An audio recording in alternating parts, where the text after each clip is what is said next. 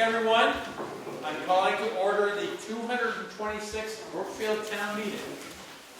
Will you please join me in the Pledge of Allegiance?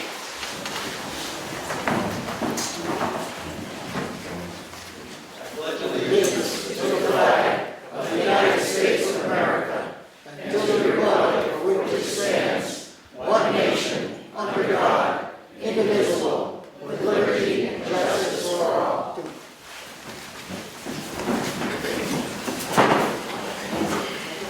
We will now observe a moment of silence for the townspeople who died in the last year and for our servicemen who are overseas.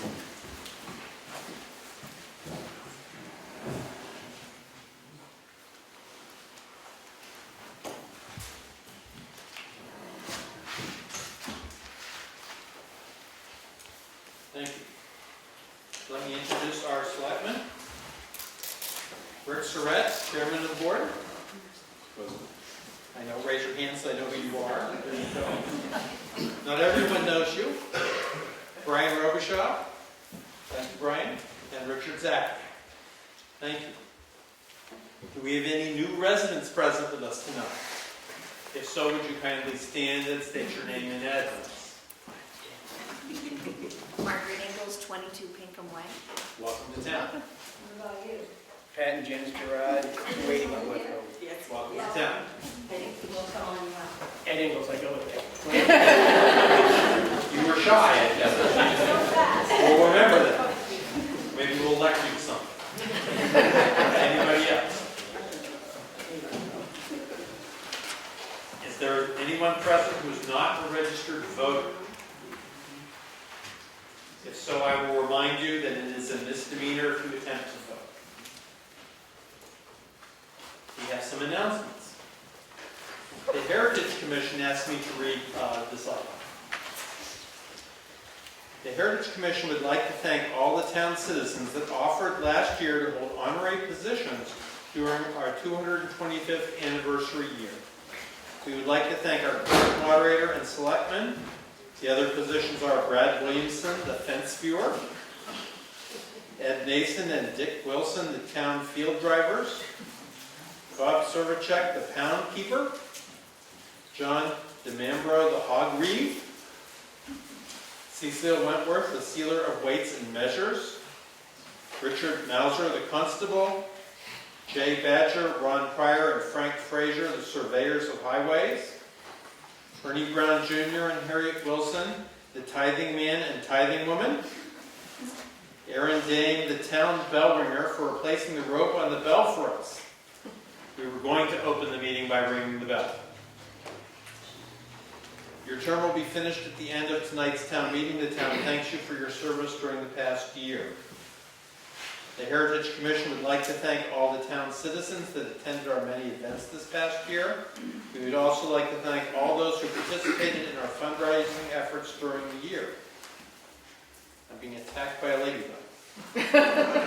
As part of our final remembrance of the 225th anniversary of the founding of our town, Susan Rayban, a member of the Heritage Commission, master quilter, and Sandy Pace offered to produce a lovely quilt to hang in the town offices to commemorate this special year.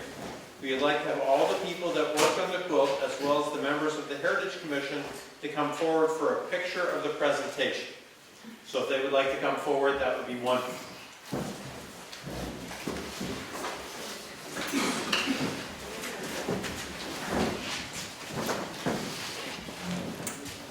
Sanders, good? Okay, Mark, down here. Wherever you want them. Have to get the quilt. Rob, will be good?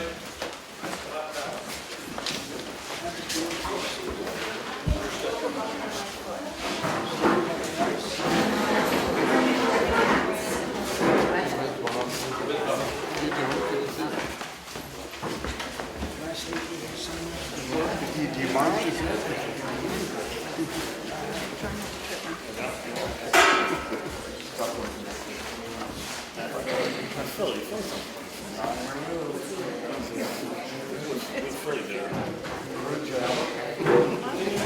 You're not all going to take a picture with you. Why don't you go up on the table? Okay, pretend like you like each other. Squeeze together.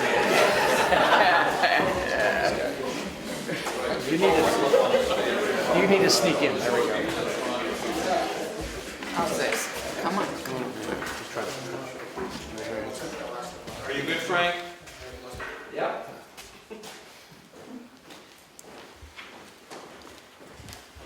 That's it. Good. Thank you very much. It's all right.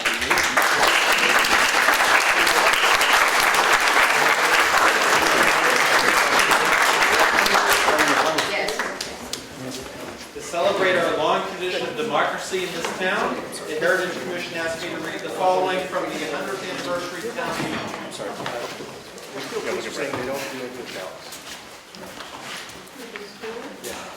Do you want to talk to him? I'll take it myself. We're done with that. That's fine. I want to find it. Okay, thanks. From the 100th anniversary town meeting from the Carroll County Pioneer, March 22nd, 1895. The following officers were elected at our annual town meeting. Clerk Robert L. Chamberlain, Selectman John C. Pike, Horace L. Thomas, Harry L. Lang, Treasurer William H. Hubbard, Member of the School Board Stephen H. Hutchins. Reverend Charles Coleman held religious services at the Town Hall last Sunday. Miss Minnie Malone has been visiting M. Robinson, has returned to her home in Effingham. Leon Coleman has been on the sick list for a few days. Mrs. Charles Hanson, who has been ill for some time, is improving. Robert Cook has returned from a visit to relatives in Bartlett. Joseph Bryant of Effingham visited friends in town last week.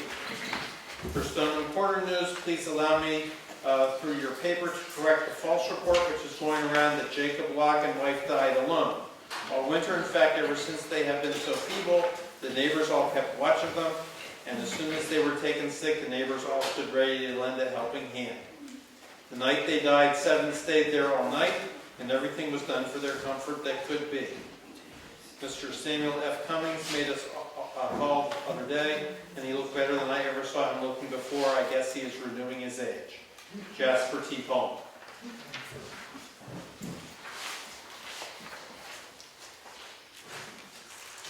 At this point in time, I am going to recess for about 5 minutes to deal with the fact that the Wakefield Police have not picked up the school ballots. So I thank you all for that, and I will be back in a few minutes. Call. I think if we call the town, Yeah. I don't have the guys know. I called.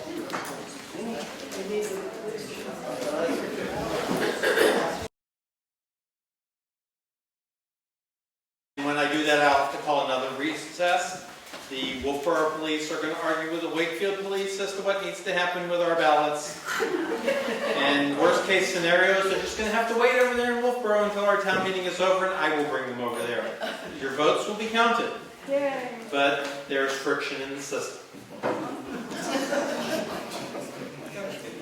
The rules for town meeting are printed in the inside cover of the town report. At this point in time, if somebody would like to make a motion to dispense with the reading of the rules, I will entertain that. Otherwise, I will read the rules. So move. Thank you very much. Second. All right. It's been moved and seconded that we dispense with the reading of the rules. Is there any discussion? All those in favor say aye. Aye. Opposed, nay. Very good. This is going along nicely. One of our rules is that people who are not residents of the town will not speak without the permission of the town. If somebody would like a motion either to allow or not to allow them, this would be an appropriate time to do that. Otherwise, we will take it up on an individual basis later on in the meeting. Seeing no motions, we will continue to move on.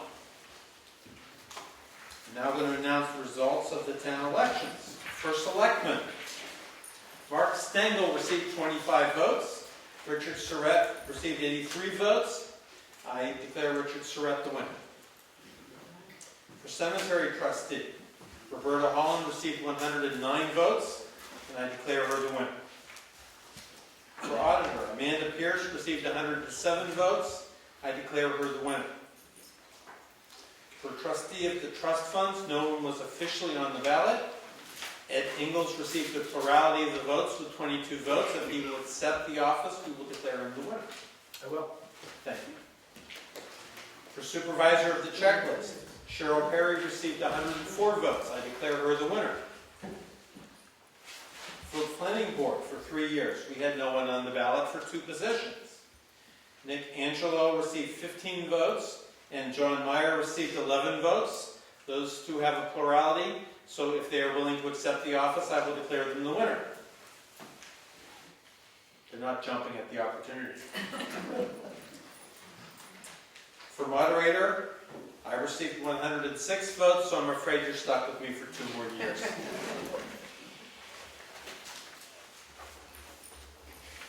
We're going to move on to the town warrant.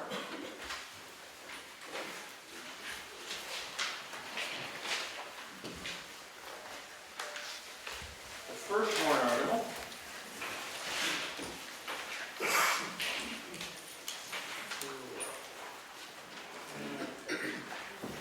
to see if the town will vote to raise and appropriate the sum of $50,000 to be deposited into the Moose Mountain Capital Reserve Fund. Rick, I understand you wish to make that as a motion. Yes, I do. Second. Thank you. Would you like to speak to your motion? Yes, this $50,000 is to be deposited into the Moose Mountain Capital Reserve Fund. The Moose Mountain Bridge is on the red list. So we went through appropriate channels with the road agent, the state, and they wanted to replace the bridge. We found an engineering firm that was willing to do a partial replacement. And we went into an agreement with them to get plans, permits, and we were looking at $350,000 to $400,000 for the partial. Then it was exposed that we were going to need a temporary bridge because it was going to shut the bridge down instead of doing it in pieces. And so the cost was just going up with no ceiling in sight. Then we asked the question, what if we, what's the problem with the red list? Why is the bridge on the red list exactly? And it was cracked, there was a crack. The bridge is a strong bridge. It's got a 3-foot depth, it's very short. The state never reduced the weight limit on it. So we looked into some pier and seawall engineering firms to do a repair on the bridge. And we came back with someone willing to do that work. And the number for the entire job is about $120,000 top. So we thought that it would be a good idea to repair the bridge. And the 2 Moose Mountain Bridge accounts, we have about $116,000. So this $50,000 is to just make sure we have a buffer zone when construction starts. And if it's not used, we don't expect it to be, then we'll just come back to the town. So we want to put this into the account so we can go ahead with the work without fear of starting the work and not being able to complete it by lack of funds. Is there any further discussion on the motion? Go ahead, Diane. You would identify yourself. Diane Smith, Wentworth Road.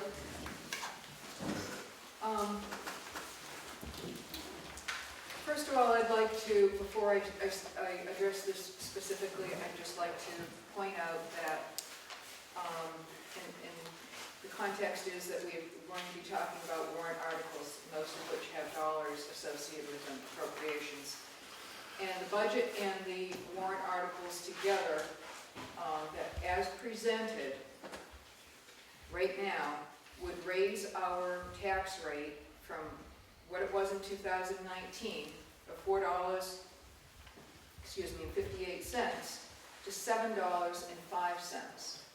That's with no consideration of the opportunity for the selectmen to use our undesignated fund balance and a few other adjustments that they make at tax setting time. And because of the additional increases with the school district and the county, again, without any use of our reserve, so to speak, we would go from $16.70 for a tax rate to $20.14. So I will add that if, and I've already given this information, this is the budget model that I've been working on for years and using the DRA's tax calculations. If we use the same set of numbers that they used in October for setting the 2019 tax rate, it will drop it from $20.14 to $19.14. But then we start bumping into a problem. I think they will run into a problem with using reserved fund balance after that. So I just wanted those cautionary comments as we go through this. So I'm a little confused, and I wonder if the board could address some disparities in the funding amounts that have been mentioned. I think that Rick just said it was $120,000 for the whole repair, and that number was floated at the hearing, but then it was suggested that it's really going to be $170,000 for the whole job. And my second question for them will be, what is the planned cost in 2020? Is it all going to be expended in that year? At the hearing, the $170,000 that you got, that was misspoken. 120 is going to be the maximum for this job. And we expect to do it in 2020. The entire thing? Yes. Okay. So if I may inquire again to the chair of the Board of Selectmen through the moderator, I had posed a question in a correspondence to him on February 21st. I'm going to call a recess, Clay, and I have to answer this question.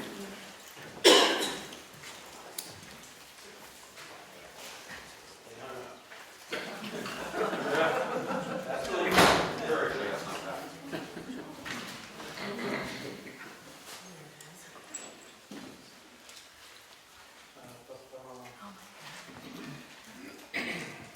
Try to call it back. I really would like to get your votes counted. Other job.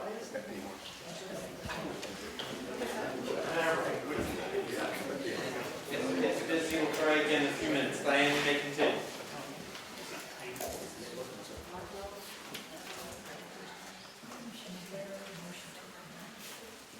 Sorry, thank you.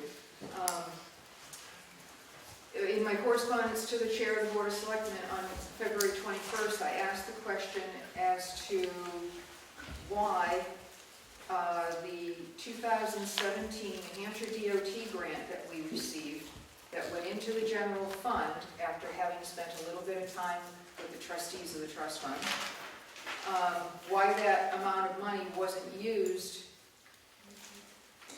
to make the payment that came out of the trust fund, the Moose Mountain Capital Reserve Fund, in 2019. What I'm really getting to is, the question is, what, have we taken and used any part of that $28,056 state grant that we got in 2017? Yes. Before I let him answer, Rose, are you here somewhere? I don't see you. Can you please stay here so I can call this number back? I apologize to you, but I was not expecting this.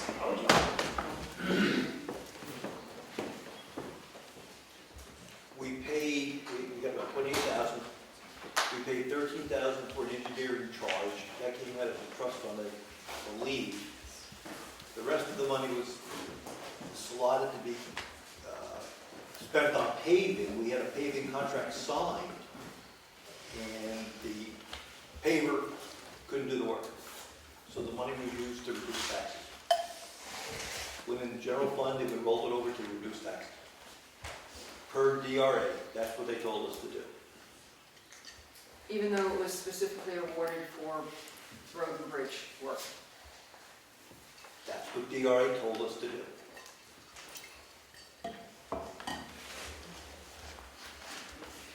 Okay. It was in the general fund, we couldn't put it into a trust account at that point. No, I understand, but the way that it had been explained previously was that it was put into the general fund, that it was a grant, it was going into the general fund, not for general use, but presumably it was going to be used for roads and bridges, and I just was wondering if that constraint is still applicable. I'll tell you what our request was. Okay.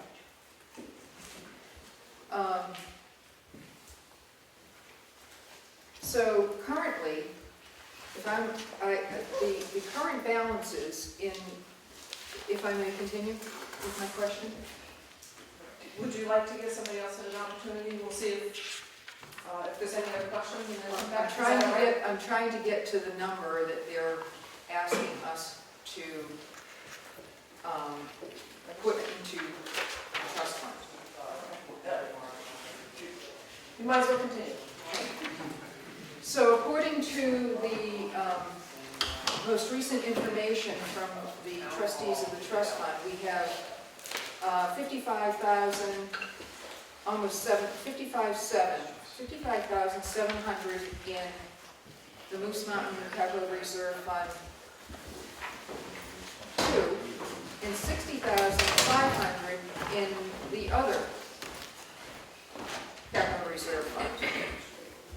So that's almost $20,000. And you're asking us to put in another $50,000, and that's what's confusing. $116,000. Okay, so I'm sorry. $155,000. And And that's you need an 120? estimate. We don't have the firm quote yet, but we don't expect it to be over 120. There's 160 there now. We're asking for 50, and in case there is overruns or whatever in some large construction projects, we don't expect it to go there. And if it don't, we'll give the money back to the town. The money to do the job is essentially there, and it's going to be done this year. Okay. I'm going to need a moment to submit an amendment. What's the Fine. protocol? You can do that. In the meantime, we generally let Thank other people speak before we let people speak twice. So does anybody else wish to speak to this motion? Over here. Ken Primo, Tumble Down Dick Road. I just have a question about the repair itself. Will that actually make the bridge parallel? Because right now, I think we all know it's not. No, it won't. It won't. It's going to repair the existing structure. The bridge is not parallel because the last time they did the bridge around 1960, they put in a temporary bridge and found out they didn't have room to make a straight bridge, so they cut the angle. But $1 million to get rid of the angle, if that's the only thing we want to do, I don't see the value in that. Is that approximate cost? It was over $500,000 in climbing. Okay, thank you. The issue is the footing is washing out. And we hooked up with a company from Portsmouth that works on seawalls with the idea of being able to pump concrete under the bridge and stabilize. And they normally do diving work. They agreed to just use hip boots to come and fix that bridge. Anyone else? Diane, how are you coming along with your amendment? I understand it may not be written, but you can at least tell us what. Well, there's a problem. Because there's almost $56,000 in the capital reserve fund for which there is no agent to expend. Okay? If we give them permission in the later warrant article to spend that, then I would entertain submitting an amendment to reduce warrant article number 2 from $50,000 to $15,000. Okay, that's not on the table right now. Is there another warrant article that you see that happening yet? It would be, I believe it's number 12, Okay, but I don't want to, you'll get this. Now, at this point in time, if someone wants to make a motion to put off consideration of this warrant article until after that warrant article, we can do that, or if you'd like to vote this warrant article now, we can still reconsider this warrant article later. What's the pleasure of the town? I move to put the vote on Article 2 off until after we vote on Article 12. Okay, is there a second to that motion? No one's seconding your motion. There's a second to your motion. All right, very good. Is there any discussion on the motion to put off the vote on Article 2? Seeing none, all those in favor say aye. Aye. Opposed say nay. The moderator is unsure. So we're going to raise our hands. All those in favor, please raise your hands. Okay, 1, 2.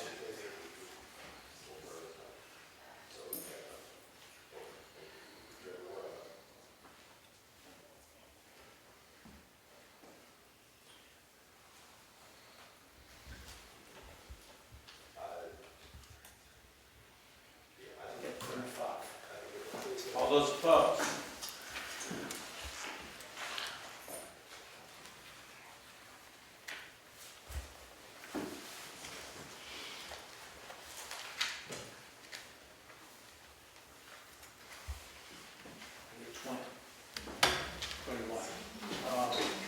The motion carries. We will reconsider it. We'll come back to that warrant article later. Next one, to see if the town will vote to raise and appropriate the sum of $90,000 to be deposited into the Road and Bridge Capital Reserve Fund. Brian, I understand you wish to make that motion. I do. Is there a second? Second. Very good. Brian, you wish to speak to your motion? This is our annual motion where we look for monies to be deposited into our road account. And this is purely the paving cost. This isn't anything to do with any kind of prep work. This is what we pay the pavers. We have a pretty good cost estimator down, and we try to plan ahead to build a cushion, and at times we try to draw the account down. This year we're putting $90,000 in. You'll see the upcoming warrant article looks for a removal of $75,000. So the net will be $14,500 increase to that capital reserve fund. And again, it's that $90,000 we'll look to begin to build that capital reserve account, which we've drawn down pretty hard with some recent road projects. Good. Any discussion to the motion? Seeing none, are you ready for the question? All those in favor say aye. Aye. Opposed, nay. The motion carries. Next one. To see if the town will vote to raise and appropriate the sum of $75,500 for the major repair of town roads and to fund this appropriation by authorizing the withdrawal of said sum from the Road and Bridge Repair Capital Reserve Fund. Brian, you wish to make that as a motion? Yes, I do. Is there a second? Second. Thank you. You wish to speak to your motion? All right, so here we are on the next question. This is where we're looking to withdraw money for an upcoming road project in 2020. The project that we've elected to do is Moose Mountain. There's a final section there that is in dire need of work. We try to go from road to road based upon traffic and need. And right now that Moose Mountain section is in dire need, and there's a decent amount of traffic on there.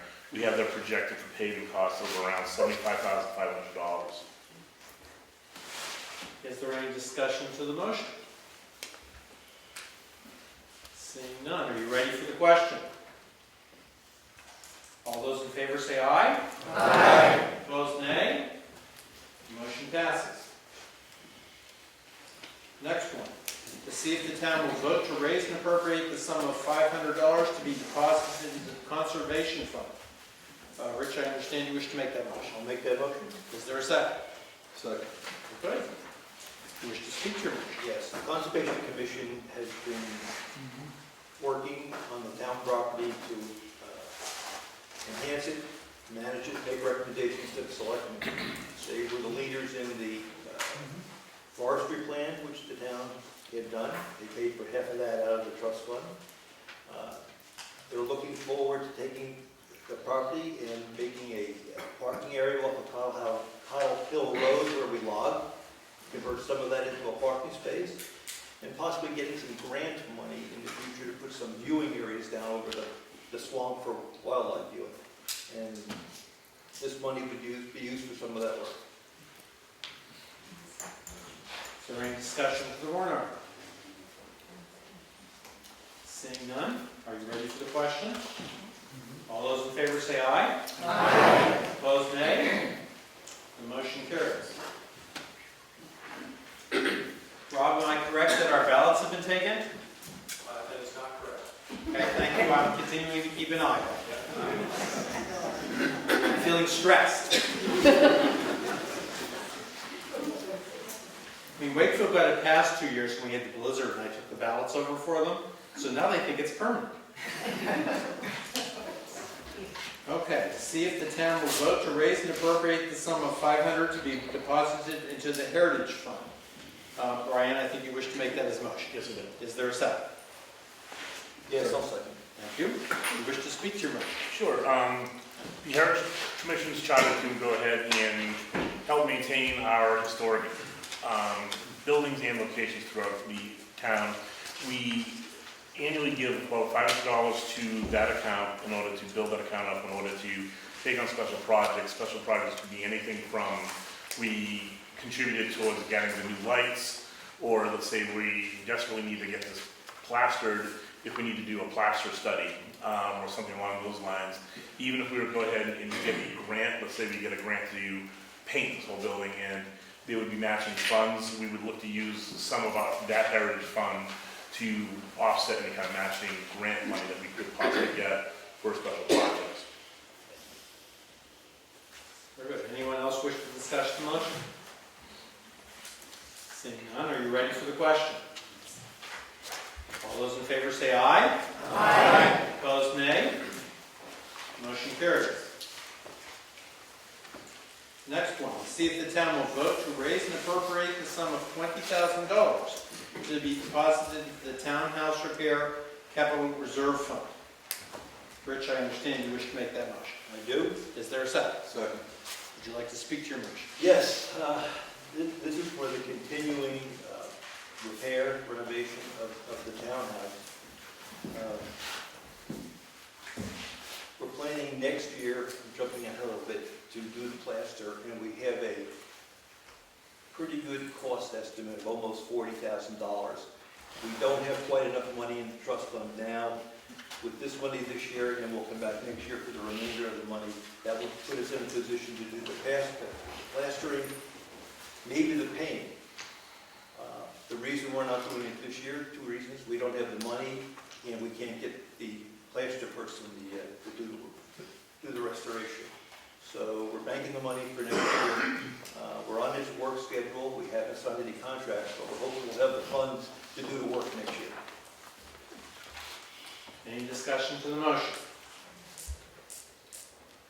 Did you have your hand up back there? No. Okay. Seeing none, are you ready for the question? All those in favor say aye. Aye. Opposed, nay. Motion carries. Next one. To see if the town will vote to raise and appropriate the sum of $10,000 to repair windows in the townhouse, and to authorize the withdrawal of said sum from the Townhouse Repair Capital Reserve Fund. Rich, you wish to make that as a motion? Make the motion. Is there a second? Second. Thank you. You wish to speak to it? Yes. I just mentioned we couldn't get the plaster done this year. We do have a, I don't want to say it's a contract, we haven't signed a contract. We have an opportunity to have the windows repaired. The projected cost is just a little bit under $10,000, but as we do the work, you always find opportunities to do it better. So we're asking for $10,000 to do that work this summer. Very good. Any discussion? Over here. Captain Collins, may I just ask how much is in that fund for repair? I wasn't finding it. I don't know off the top of my head. Townhouse repair. There's 45 in it today. Good. Any other discussion? Are you ready for the question? Is that repair or replace? Repair. Repair. The building cannot be upgraded because it's on the historic registry. We have to do work consistent with the way it was constructed 200 years ago, 150 years ago. Hence the clapboard and not vinyl. Any other discussion? Are you ready for the question? All those in favor say aye. Aye. Opposed, nay. The motion carries.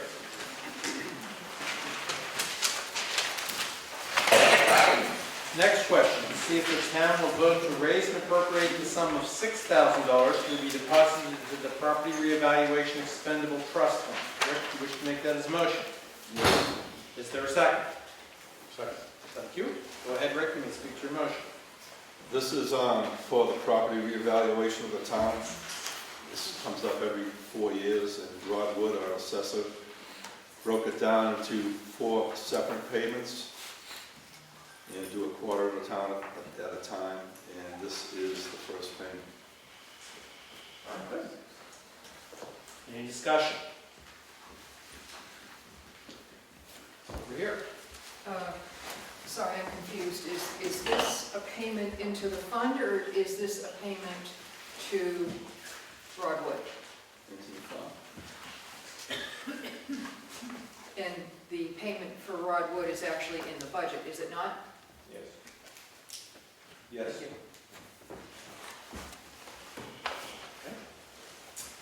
Any further discussion? Are you ready for the question?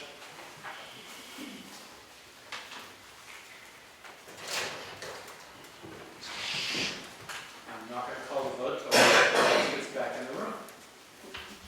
I'm very happy to see our ballots going on.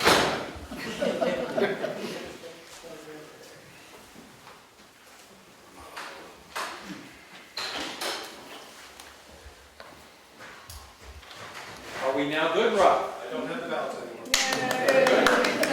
I held the vote on the warrant article until you could get back in the room. You're welcome. All those in favor say aye. Aye. Opposed, nay. The motion carries. Next one, to see if the town will vote to raise and appropriate the sum of $10,000 for professional conservation of town record book number 8, and to fund this appropriation by authorizing withdrawal of $4,000 from the Records Preservation Capital Reserve Fund with a balance of $6,000 to be raised by taxation. Rich, I think you wish to make that as a motion. I do. Is there a second? So, Speak to your motion. Yes, we've got a set of record books that the town clerk has created, town clerks have created over the history of the town, and they are in pretty tough shape. And last year we voted to have book number 7 done, and we're up to book number 8 now. And the way we're trying to fund this is we have money in the trust fund to offset the cost of doing this book. There's one more book that we'll do next year. At the end of next year, there'll be no money left in the trust fund, so what we're doing is splitting the money in the trust fund over the remaining 2 years, taking the rest from taxes, and the goal is to have the records preserved. Great. Craig Evans, Moose Mountain Road. I wanted to make an amendment Very good. You make to yourself. the warrant article. And then it'll probably require a little explanation, if you permit that. Usually that's what happens. Yes, indeed. Do you wish to state your amendment, or do you want me to read it? I'll state it. To see if the town will vote to raise and appropriate the sum of $12,710 for professional conservation of the town record book number 8, and to fund this appropriation by authorizing withdrawal of $5,500 from the Records Preservation Capital Reserve Fund with a balance of $7,210 to be raised by taxation. Majority vote required. The selectmen may or may not still recommend this appropriation. Is there a second to the amendment? Second. Thank you. You may speak to your motion.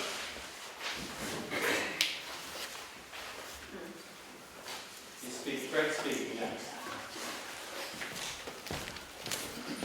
So, last year you agreed to send this book out, and that's how it comes back. I'll open it in a minute and show you real quickly. The problem with book number 8 is that it has more pages. There's almost 600 pages all total. And the book, I forget, it covers 1928 to sometime into the 30s. I forget the exact years now. But it was during the electrification of Brookfield.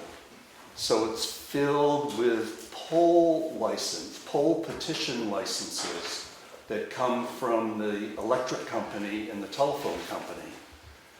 And the state RSA 33A requires that those poll licenses are retained permanently. Why, I'm not exactly sure, but they are. So this book, which is actually the same size,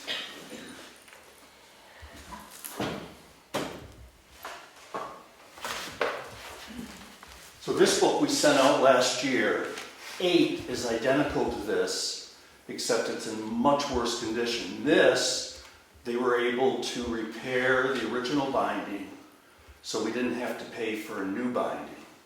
Record book 8, we need a new binding. The whole thing has to be cleaned. It's filthy compared to this book. And then we would do the digital reproductions on a hard drive. I brought the hard drive with me, it's over there. I have some pictures if people want to see what Town Record Book 8 looks like. But it's going to cost roughly $5,000 more than what we did for this. This was just over $7,000.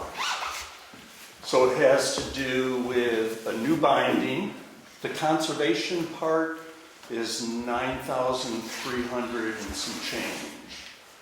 The digitalization of it, and then the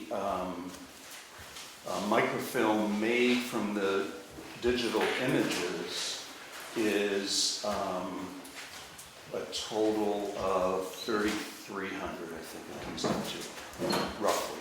Oh, actually, I have it right here. Comes to a total of $12,710. Let me put my glasses on. So, that's basically the issue. Yeah, the digitalization is $2,700. The microfilm is $650, and the conservation itself is $93.60 for a total of $12,710. And this will impact the line item under archives. When we get to the budget, it will increase the budget line on page 17, 4199.425. It'll raise that by $1,210. Any quick questions? Sandy? Oh, I'm sorry. Yes, I'm still the moderator. Yeah. I see you didn't sign up. Well, if you do, I might not sign up. Sandy, you're next. Okay, who's the conservator? Northeast Document Conservation Center, which is the best conservation house in the country. That's why it's so expensive. If we send it to Brown River, which is a large consortium of several smaller houses, they all combine, what they would do is they would take the book apart and encapsulate each page, each folio in Mylar. So a book that's that thick ends up being twice the size of that. It's a lot cheaper, but it's not a restoration. I mean, we've sent all of our books. We have 4 books done. This one, if you approve it this year, will be the 5th book to be done by Northeast Conservation.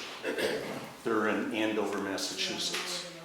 So they're the only one, other than Brown, that, Those are the only, you can have a bookbinder, an individual. There's a woman in Portsmouth who would be able to do it. It would be cost prohibitive to go to a single person.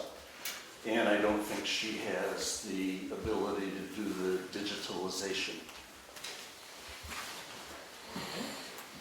Over here. Are these books vaulted somewhere for security purposes? Yeah, they're in the town vault. Nobody has access to them except Virginia, myself, and Kristen. Ron, you're supposed to tell people who you are. Fireproof vault? Yep, fire retardant. There's no such thing as a fireproof vault. I'm told. Ron, you're supposed to tell people who you are. Ron from Lyford Group. Thank you. Anybody else? Over here. Tom from Wentworth Road. How many books are there? There are 10. After 8 is done, none of the others are in a condition that I would say they need to be done immediately. 9 and 10 are the most recent ones. They're in, I would say, fairly good shape. 5 and 6 are the other 2. Those are, of course, older books. They're much thinner. There's nothing that says they need to be done right away. The selectmen may say, well, let's just keep on going and get them all done. I mean, they basically make the decision about whether or not a book goes for conservation. Last year was the first time we did a book in almost 11 years. The one we did before was in 2007, 2008. We did that with a grant, a partial grant. I'll be writing a grant for this one. Those of you that read the archival report and the town report will understand why we didn't get the grant last year that I originally applied for and then found out that we were disqualified because I had asked the selectmen to sign the contract with Northeast Document Conservation Center, not realizing that the grant had to be for a non-binding contract. In other words, I would have submitted Northeast Document Conservation Center's proposal, and we would have probably gotten the grant, but I had gone ahead and asked them to sign it, not realizing that it had to be non-binding. So this year, that won't happen. I just have a quick follow-up with that, though. Yeah. With the digitalization, where are those, I guess, records kept? The hard drive will be in the vault. The images will be on the town server and on the town website. I just completed today transferring all the JPEGs to PDFs because when I ordered, they do TIFFs, T-I-F-F, as the main image because it's the best image. It's also a very large image. Then they do what they call a derivative. I had ordered JPEGs. I didn't know, Lori can speak to this, our wonderful website is not at all friendly to JPEGs, particularly when there's 500 of them, and you're only allowed 100 megabytes to each download. So I tried to do that and quickly found out it was impossible.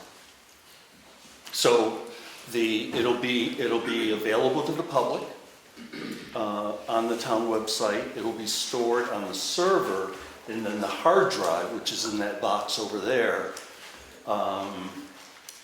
will be in the vault, along with the book. And microfilm, a backup copy of microfilm, and then we send a copy of the microfilm to the state archives and to the state library. Back here. Myself is coming on the road. So the books basically, all the information in the books has already been retained in a micro dish or a... Only the ones, book 4, book 7, and if you approve book 8, we have those will be digital as well as microfilm. The other 3, the first 3 are microfilmed, I think. 1 and 2 are microfilmed. They were done by the state years ago. I actually would have to check and see if book 3 is microfilmed at all. It was not digitalized. So the intent is to have the information kept somewhere besides in the book itself, but I think Yes. it's going to digitize. So now the books basically are an artifact that you want to restore and maintain to some level of quality, right? For future. Right. What do you need? I mean, there's still no reason why if somebody came in and requested to view the original book, I wouldn't say to them, oh no, you have to go look at a picture. I'd bring the book out. Okay. I'd make sure they wash their hands, and I'd sit there with them, make sure they don't have any pens, and no big backpacks.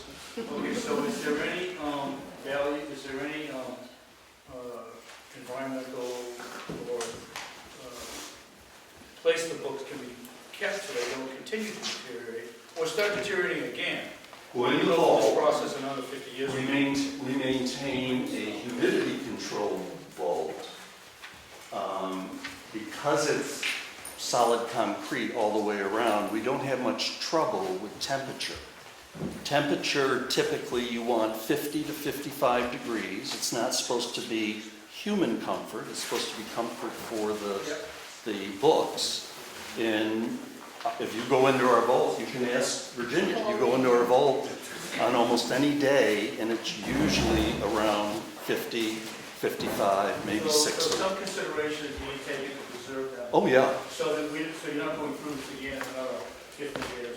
Right, and also Moose Plate grant would not give us any money if we didn't have a place to store it. But more than store, maintain the quality. Yeah. Well, yeah, when I say store, I mean appropriate archival storage. Yeah. Yeah. Okay, great, thank you. Any other discussion? Over here. Yeah, Peter Holland, Woodworth Road. Just a question, what's the next, you're talking about doing the best thing that you think we can do. What's the cost of the next best thing? You mean going down? Yes. I would have to get a quote for a proposal from Brown River and present that. I can't really tell you off the top of my head what that would be. I know it would be cheaper than what New England Document Conservation Center does, but I would not recommend doing what Brown River does. Is that because of the polyester or the mylar? Yeah, you basically lose the book. You end up with paid. If any of you have ever been to the registry in Stratford County, some probates also have them. Stratford County has been totally done by Brown River. They started with a company that was in Essex Junction, and then Brown River bought them. And the books are unwieldy, and they do not resemble an original ledger book such as this. Even with the new binding, it will still look the closest to the original book. And of course, all the pages, except for the ones that are missing. On the volume number 8, there are several pages that have been ripped out by the town clerk. Curious. This was actually Tracy Willie did most of the recording in the book that we're talking about. Yeah. I mean, I can certainly get fairly quickly an estimate from Brown River, but I wouldn't recommend it. I'm just curious. I mean, if it's $5,000 versus 12, it's one thing. If it's $12,000 versus 11,000, it's not worth doing any of this. Okay. Diane, I think you had your hand up. I do. Thank you. This is not a question for Craig. This is a question on this matter, back to the budget, the financial side of things. And this is a question really for the Board of Selectmen. We had an interchange about the MS 636, and it got revised and presented to the town, and in the process of that revision, and it had to do with this split language, splitting the splitting the warrant article between taxation and withdrawal of funds from the capital reserve fund. The end result, as you may remember from the 636, is that DRA pulled the expense out of the operating budget and left it entirely in the warrant article. So my question is, are you going to, I'm jumping ahead a little bit, but I don't know if it will involve any additional number crunching on Craig's amendment. Will the Board of Selectmen be making that motion to make the adjustment in the operating budget and in the revenue side of the budget? What happens when we're done with town meeting is that all our documentation and our budgets go to DRA. And if they find that we did something incorrectly, they will make the adjustments in the appropriate forms. Thank you. Any other discussion on the amendment? Seeing none, are you ready for the question? All those in favor of the amendment, please say aye. Aye. Opposed, nay. The amendment passes. We will now vote on the passage of the amended warrant article. Is there any further discussion? Seeing none. All those in favor say aye. Aye. Opposed, nay. Passed as amended.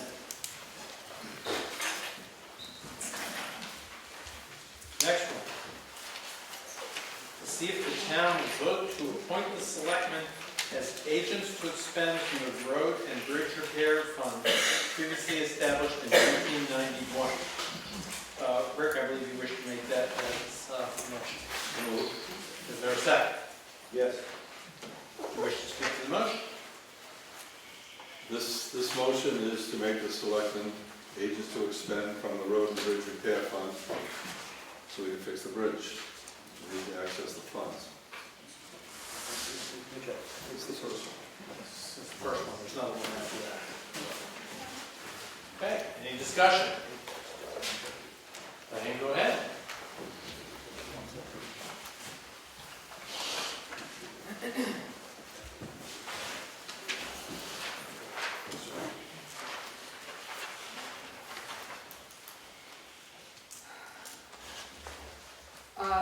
I would ask that, all right, so I'm just going to flat out say I don't support this warrant article, and I would like to say why. I've been following the budget and the warrant article issues closely since 2017, and over the last 3 years, in the course of following these issues, I've discovered errors both large and small in the handling of our trust funds between and by the trustees of the trust fund and the Board of Selectmen, which I'll review in a moment. But now, having carefully reviewed the 2019 financial information and the 2020 budget and warrant articles, I am not at all in favor of the idea of changing this trust fund, and up until the beginning of the meeting, the other one either, the next one, to allow the Board of Selectmen unfettered access to our tax dollars. there is inconsistency and lack of expenditure information in the treatment of the trust funds. In 2019 and proposed for 2020, the trust funds were and will be tapped without any notice of the planned expenses to the voters.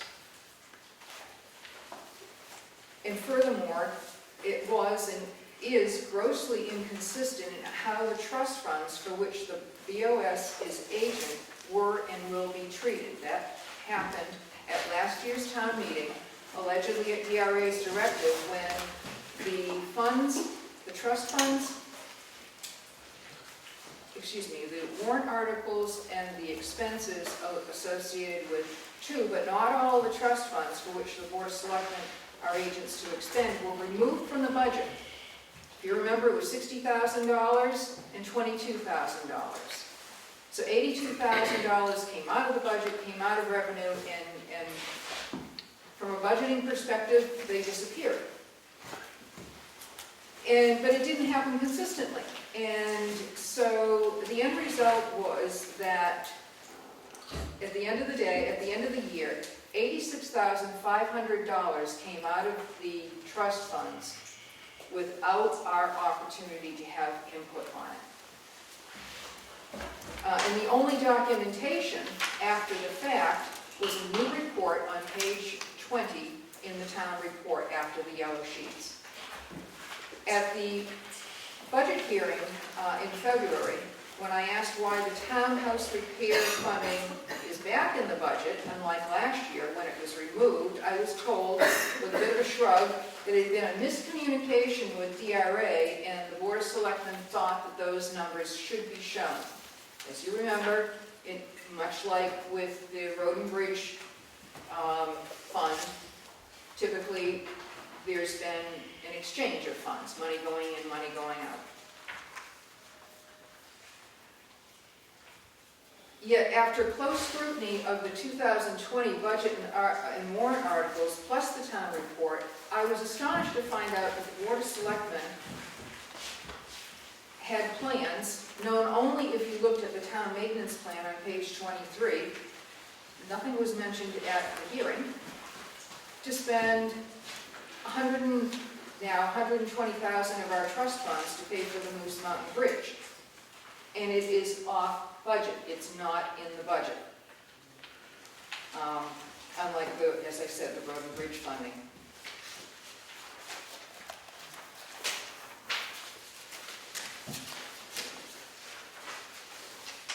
Furthermore, here's another example where we have the townhouse repairs back in the budget, but the funds to support the Moose Mountain Bridge, for which they are agents to expend, the CRF, not the CRF2, didn't show up in a warrant article. The only thing that showed up with regard to the Moose Mountain Bridge was the very first one that we talked about, number 2, and that was to add money. Nothing was in there to show that money was going to be taken out. And so I think that, so I'm concerned about these inconsistencies and lack of transparency about where our money is going. With regard to the Board of Selectmen and the trustees of the trust fund, and my apologies, Rich. This year is the 3rd year I've discovered discrepancies in the accounting of trust funds that flow between the Board of Selectmen and the trustees of the trust fund. I received the trustee of the trust fund report prior to its publication this year and found again that they had placed the funds into the wrong Moose Mountain Bridge Trust Fund. Although, having then subsequently looked at the town report, I think I understand why. But it was corrected and published. And then following this correction, I sent a letter to the Board of Selectmen expressing my frustration at the continuing errors and name issues, and outlined an update to my recommendations that I had made the previous year to establish protocols between the Board of Selectmen and the trustees of the trust fund for record keeping and just making sure that we're getting it right. last year, oh, and I'm sorry. And then, when the trustee of the trust fund report came out, Point of order. Moderator, you may make the point of order. I request that the moderator enforce Rule E under number 1. When you have the floor, speak, you should address the issue under consideration. We have drifted off topic. The point is well taken. I do think we drifted a bit off topic here. Thank you for bringing that up. my apologies. I I had will already end told with- Mr. Zachary he was going to have a chance to reply to some of the things that you said. So before we continue, I'm going to give him the floor for a minute. Thank you. That's all. What I wanted to talk about was agents to expend.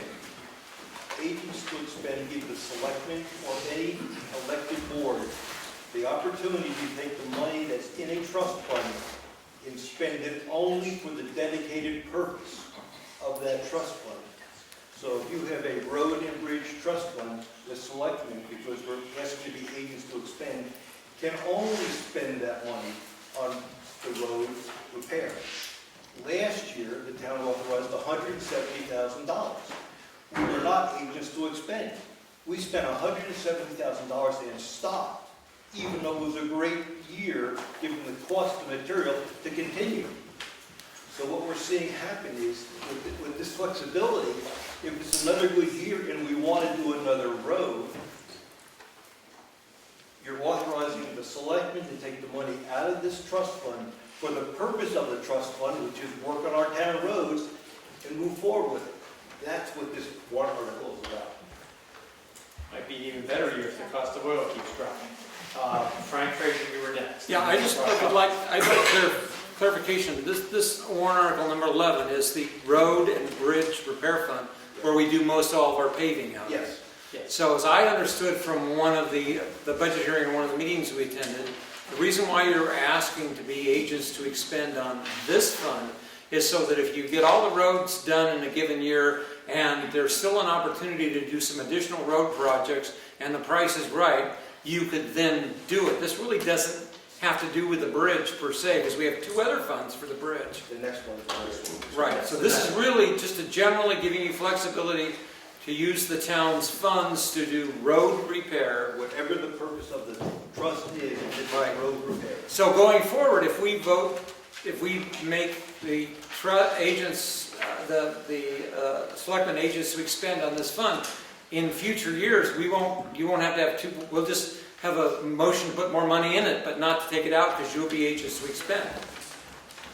We'd like to be upfront about it. That's why you see 2 warrant articles. I think it's So you're planning to continue to do that in the future? Last year, there was a lot of confusion on how you book revenue and warrant articles.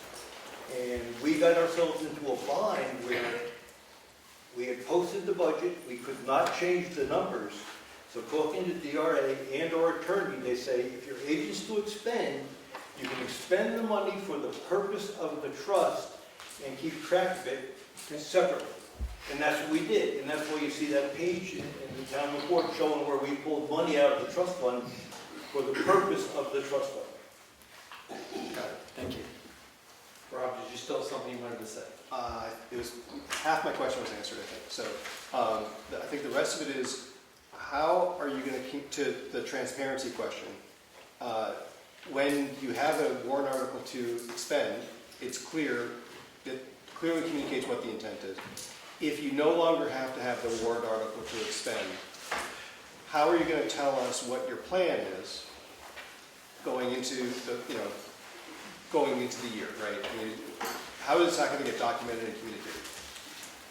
I think what we're doing here is we're showing what we're going to do on the roads this year. I think it was $75,500. That's our continued plan. We know that we got caught last year because we couldn't spend any more money. That was the limit, what the town authorized at 170, so we stopped. We know we're going to have the same issue with the next warrant article. We know we're going to have an opportunity to fix that bridge. We're not sure of the cost or when we can get it done. That's why it's not in the budget. But if the opportunity's there and the money's dedicated to fix that bridge, we want the ability to move forward. And how are we gonna, How are you going to communicate? That's the it's question. gonna be in our selectmen's meeting. We're gonna move forward on the bridge, and here's the contract, and here's what we're gonna spend. Catherine, you may go next. Catherine Collins. So it's my understanding then that if we make you agents to expend, we won't be voting on something like Article number 4, which we just voted on to raise and appropriate the sum of $7,500 for major town repairs. That you're just going to make that decision and we're not going to see it unless we come to a selecting meeting. Is that what I just heard? No. Okay. We plan on putting it in the warrant. But you're not required to do it if we vote this, isn't that correct? I mean, You wouldn't be required to. I believe that they would be able to expend money, but they wouldn't be able to appropriate money into the trust fund without our appropriating the money for it. Well, number 3 is the appropriating the sum to deposit it into the road and bridge. And then this was to, again, it's a little funny, but number 4 is basically we're going to spend $75,500. And that's what we're trying to show the town what we want to do. Right, but you won't be required to show it to us next year if we give you this power. We wouldn't be required, but if our plan to continue to do that, because people can say no. But I just want people to be clear that that's, I mean, I'm not saying no to this.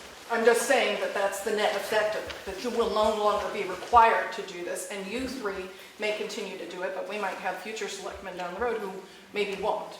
And we need to know that maybe back when we want to repeal it.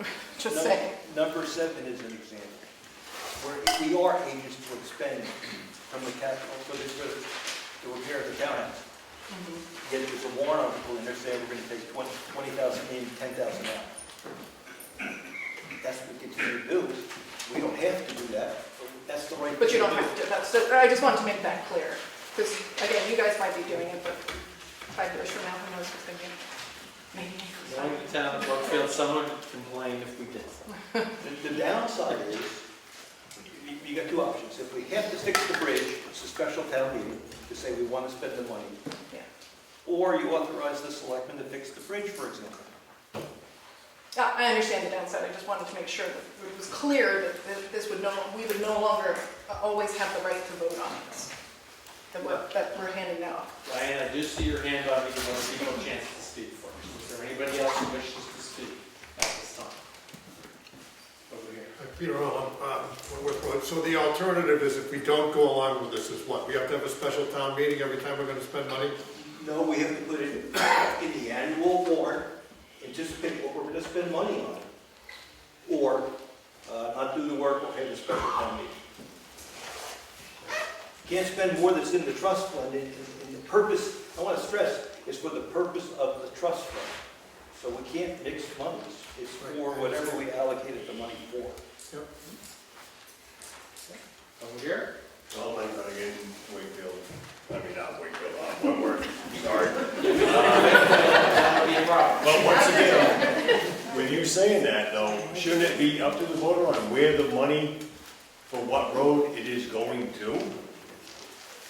I mean, if you have 2 roads that are in despair, per se, is it up to the selectmen to pick which one they want to do first? Can I answer? Yes, you may. Per RSA, yes, it's the selectmen's call.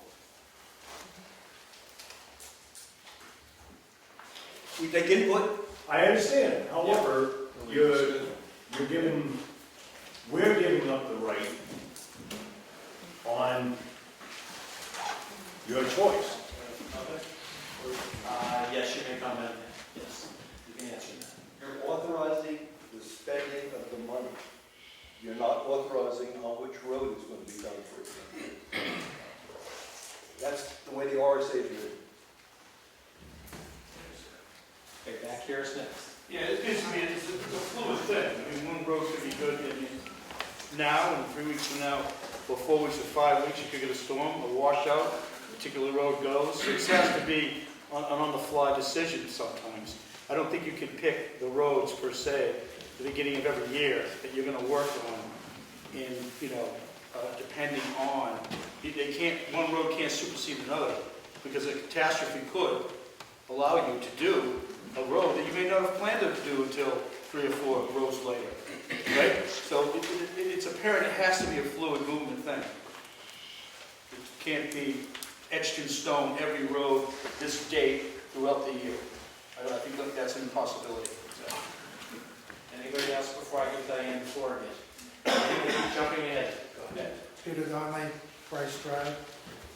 Wouldn't it be better to do the special town meeting if that happened, that it was an emergency or that type of thing, than to just give up our rights to you guys? It's for the town to decide. You're asking them to make a judgment call. Over here. Susan Weisky, Pinkham Way. Is there a plan, a road plan? I know that it's fluid, I agree with that, but is there a plan as to which roads in which order? Yes, we have an annual meeting. We try to go ahead and get house counts per road, which would dictate volume per road, then the condition of the road, the width of the road, the section of road, and then we try to go ahead and we do a cost estimator for grinding, gravel, paving, and we have a list of all the roads based upon need, based upon the amount of car travel and the condition of the road, up to projects that were probably done 5 years ago, but we know 10 years from now they're going to be needed again. So we do have a revolving list and a calculator that we use to figure them out. And a follow-up question? And you generally follow this plan? We generally follow the plan. We also, but we have also argued that this time we look at the trust account and say, maybe this is not the year to do a $120,000 road. Maybe let's do a smaller road, and let's build the trust account more. So while the list is there, and but it's not etched in stone, I think we try to do our best judgment based on the need of the road and the financial impact to the town. Thank you. Okay, Diane, it's your turn. Thank you. I'd like to go back to something that Catherine Collins asked with regard to the transparency and Bruce Zacher made the comment that he was referring to the Road and Bridge Fund and it would be just like it is now. But that's not what happened this year. There's nothing there was no warrant article for the expenditure of the Moose Mountain Capital Reserve Fund that the agents are authorized as agents to expend. And that's the inconsistency I'm concerned with. That's $120,000 they want to pull out versus the $10,000 for the work here on the windows. That's a big difference. It'd be nice for us to know when large sums of money are coming out of the trust funds. That's our money. That's our tax money. So if there was consistency in the way that they were being treated now that has been demonstrated, there is not, I wouldn't be continuing to question this. Okay, thank you very much. Is there any further discussion on the warrant? The warrant article is to make the selectmen agents to spend. Here, Craig? Craig Evans, Moose Mountain. I wanted to ask for a clarification. The idea of a special meeting, I've always been under the impression that if it involves the expenditure of money, in order to have a special meeting, you have to go through, I guess it's Superior Court at the county level to get permission. And it takes, it's not usually pretty rapid since our court system is It has never slowed happened in down. my time as moderator, not to say it couldn't happen this year. And not to say there might not be legal costs to the town to go through the process. But there is a procedure to call a special town meeting in existence, so that could at least theoretically happen.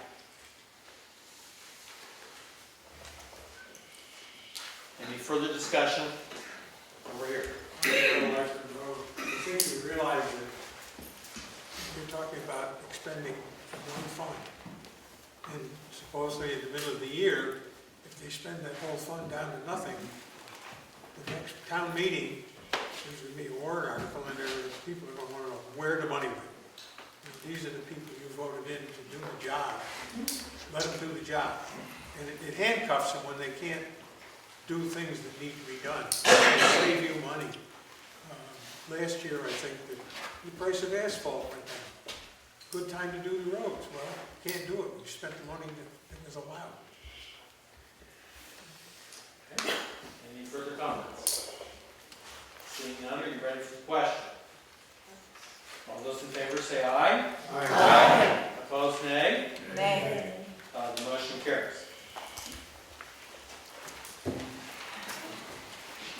Next one, see if the town will vote to appoint the selectmen as agents to expend from the Moose Mountain Capital Reserve Fund 2, previously established 3/12/1991, and recharacterized in 2016. Rick, you wish to make that as a motion? So moved. Is there a second? Second. Is there discussion? Go ahead, Chuck. This fund was specifically for the bridge, right? You want to spend it this year. This one's kind of a no-brainer. And when we're done with this bridge, or you now have 2 bridge funds, are you going to move at some point to consolidate them or actually get rid of them? They were made just for this bridge, right? So in theory, once it's done and the money's spent, we won't need these funds anymore. Is that correct? That's correct. Okay, fine. I support this one. Catherine, go ahead. Once again, Catherine Collins. How is this fund different from the fund mentioned in number 2? What is the difference between the Moose Mountain Capital Reserve Fund 1 and 2?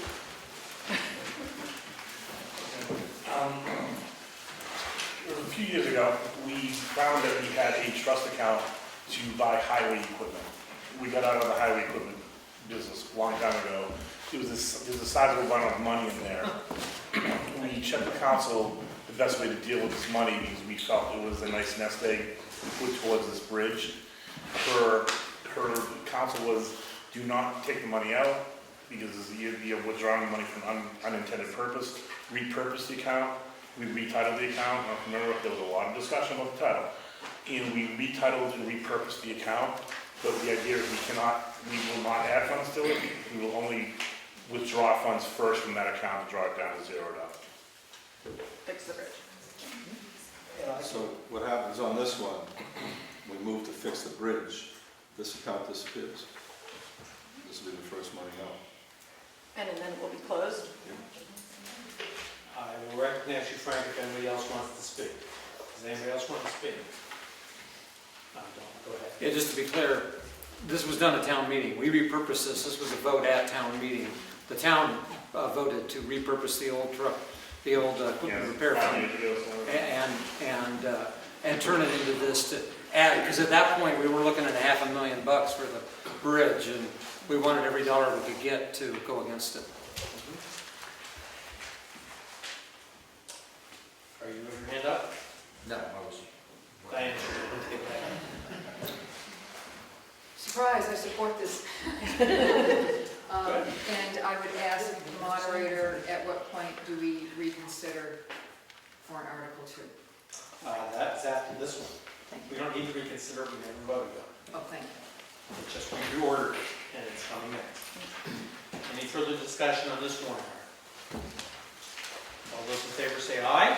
Aye. All those opposed? Motion carries.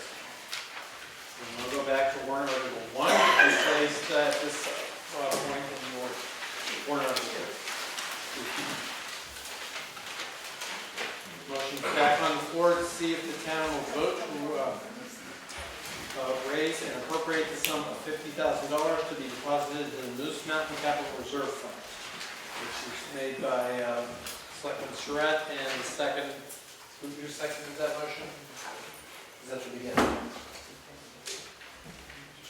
Then you can find out. It's not important for what's going on right now. Right. It's not changed. Is there any further discussion on that motion? Yes, Mr. Treasurer. Yes, I'd like to just do the math real quick. And according to the town report on page 56, the balance at the end of the year in Moose Mountain Trust Fund number 2 is $54,000, and in the Moose Mountain 1 is $61,000. So you already have very close to the 120 you're estimating. So again, are you anticipating $50,000 in cost overruns? It seems like it is, we're being asked to for taxation for more than, you're putting, I agree you might need a cushion, but it appears to be a little bit more than we might need, unless you really think it might go off the rails. I don't expect it to go off the rails, but we don't know what's under that bridge. Yeah. But in the meantime, this will impact our tax rate for this year. It will. But it might come back to us in a year from now. And should this not be used, it comes back to the town, on the taxes. I got that. Should it be needed and not be there, we're not fixing the bridge. Could you possibly get halfway done and have to stop? I don't think it's stopped. One more point. Go ahead. Now that we've made them agents to expend on the road and bridge repair fund, they could get, if they needed some extra cost overrun money, it could come out of that fund, correct? Because it's the right purpose. That's very interesting. Because at our town meeting a few years ago, when we repurposed this, we were very clear. There's two trust funds for the bridge. Right, but we just made you agents to expend out of the trust fund that's called the Road and Bridge Repair Fund. So if we want to, If you needed to take a few bucks out of that just because you didn't make it, rather than this big chunk of 50 just sitting there in the bank account and maybe not being needed. It's the issue raising a lot of money, letting it sit, that we have to pay taxes on, that then kind of comes back to us without really benefiting us. Well, the answer is yes, if the town wants to do that. You now have a safety valve. We just gave it to you a couple motions ago. Oh, that's it. but the risk is, if we take money from the road and bridge funds, we're not going to have money for paving next year. We're going to take the hit there. I understand. We'll just push it down the line, that's okay. So, just to follow up on that idea, how much cushion do you think is in the road and bridge fund that you are now agents to expend? How much cushion is there, given what we've added, and given what the current plan for paving, for doing road repairs for the year are? How much cushion do you think is there? Is it 10,000 or 100,000 or?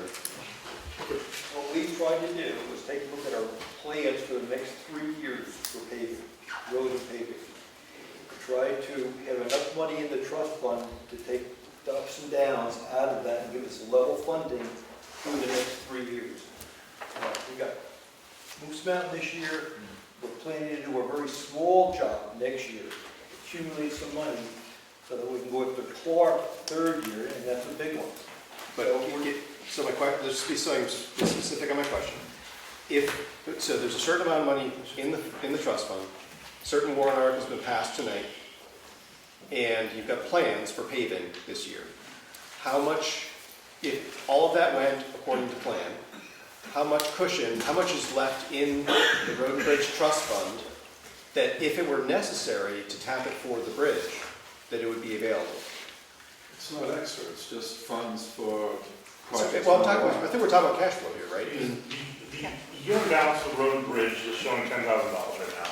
We're putting $90,000 in, taking $75,000 out. That would leave us around $25,000 cushion. Okay, I think that answers my question. So the question then is 25,000 enough cushion for the bridge project and for the road project? You know, I mean, obviously there can be overruns on any of these.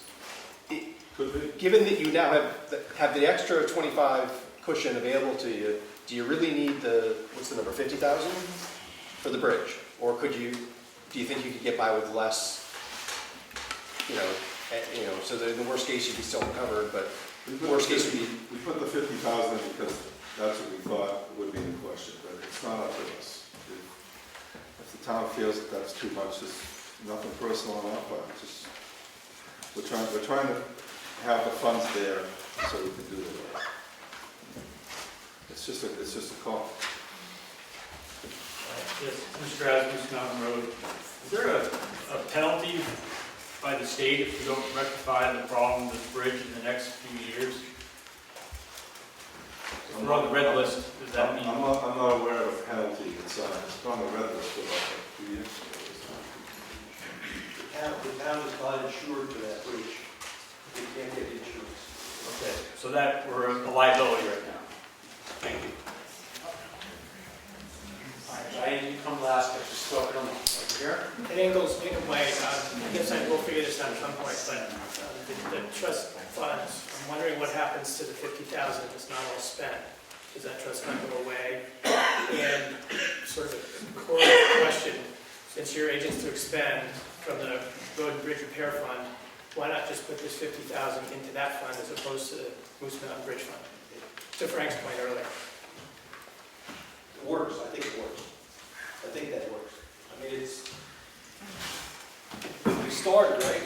The two funds for the bridge were dedicated to the bridge, we couldn't take the money the other way. I suspect, given the name of the fund, the road and bridge, if we needed money, we could go that direction. And what does happen to the extra money if there's extra money in the Moose Mountain Bridge Fund? When the work's done, it goes back into the general fund, which reduces taxes. Thank you. Diane, you can speak next. I'd like to submit an amendment to this to change the $50,000 to $20,000. That would give them a total of, if I'm doing the math right, about $136,000 if they need more than that. As Frank suggested, they could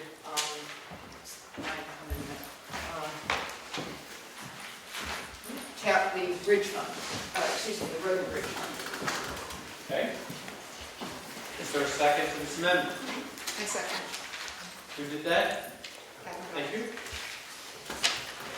Okay, we are now discussing the amendment to reduce the amount of money from $50,000 to $20,000. Does anybody wish to speak to that? Over here. On what basis? It's a free meeting. Everybody citizen has the right to make an amendment. Okay, I got it, but I mean, is there some concrete reason behind this? Do we have facts to support that, or is it just an arbitrary decision? I will not, Diane, you may answer that if you wish. I can't answer the question. Sure, I recognize the concerns that there might be cost overruns, but I also am very cognizant of the fact that our tax rate is going to take a big jump. And there are very few places where we can conserve the outflow of our tax dollars, and I think this is one of them, with still giving the Board of Selectmen the opportunity to have some additional funds. And I think Brian said, I think he's corrected, there will be about $125,000 in the road and bridge fund at the end of next year, or at the end of this year. So I'm just trying to give them flexibility and try to reduce our taxes. Thank you. Any further discussion on the amendment? We're voting to reduce the money from $50,000 to $20,000. Seeing no further hands, are you ready for the question? All those in favor say aye. Aye. Opposed, nay? Nay. The moderator is unsure. It's a difficult town meeting tonight. If you're in favor, please raise your hand.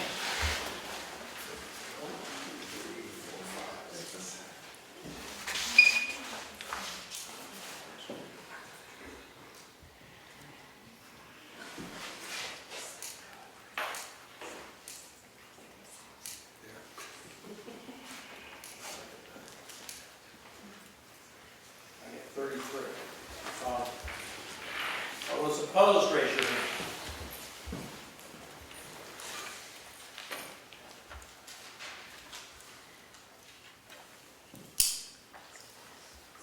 Is that a hand or a pencil? Thank you.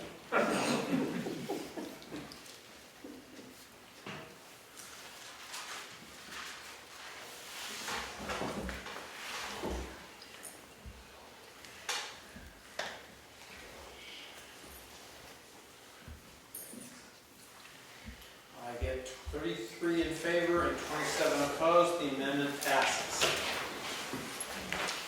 All right, we now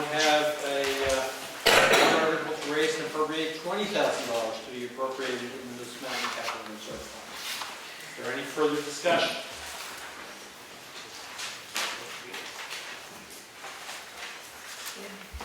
Seeing none, all those in favor say aye. Aye. Opposed, nay?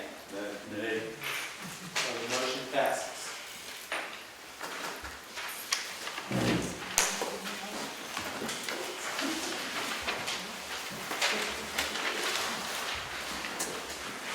All right. Number 13, see if the town will vote to establish a town parking lot paving expendable trust fund and raise and appropriate the sum of $10,000 to be deposited into the newly established town parking lot paving expendable trust fund, further to designate the selectmen as agents to expend. Brian, you wish to make that motion? Yes, sir. Is there a second? Yes. Good. Is there discussion?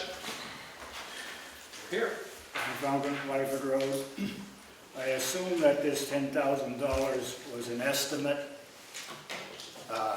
My concern is we live in rocky New England, and where rocks aren't removed to a certain depth, it has a tendency to raise the asphalt.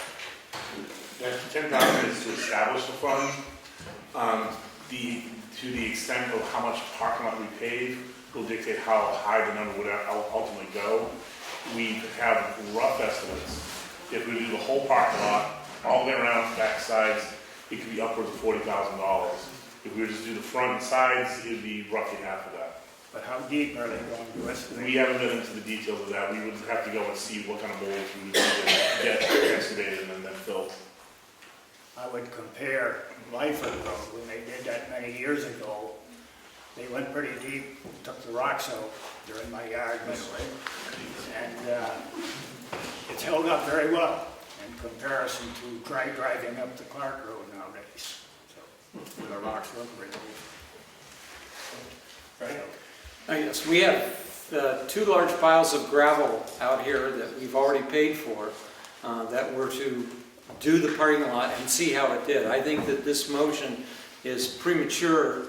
I think that we should have the road agent use those piles of gravel that have been there for quite a while now, redo the parking lot with gravel, see what the surface is like, and then potentially come back to this again in a year. I think this is premature until we see how well that gravel might solve a lot of our problems and make a perfectly serviceable parking lot for us. And in the interest of our taxes, again, this is $10,000 is just going to sit in an account that's going to have to come out of our pockets, and we may or may not need it. So I think it's premature. So I'm not in favor of this article. I'm in favor of this one. Yes.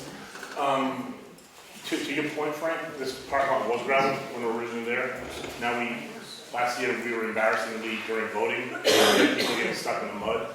We've got people with wheelchairs that can't get into the actual building. Every mud season, we have tracks of sand into the offices and into here. We ultimately do these floors over and redo those rugs. And I think just personally, and this is one man's opinion, I think it would enhance the property overall. I think it would make it look a lot better. Also, plowing and ice operations would be far better. We would be able to get down to blacktop a lot quicker than we do with our ice skating rink that we have out here.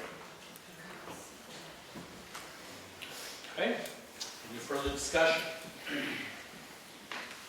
Craig? Craig Evans, Moose Mountain. I also, not just from the monetary point of view, although I think it's a unnecessary expense for the town. Aesthetically, I think it doesn't bode well at all. I think that the gravel parking lot and gravel driveway has worked fine all along. The mud last year that they got stuck in was the first time that's happened in 28 years that I've lived here.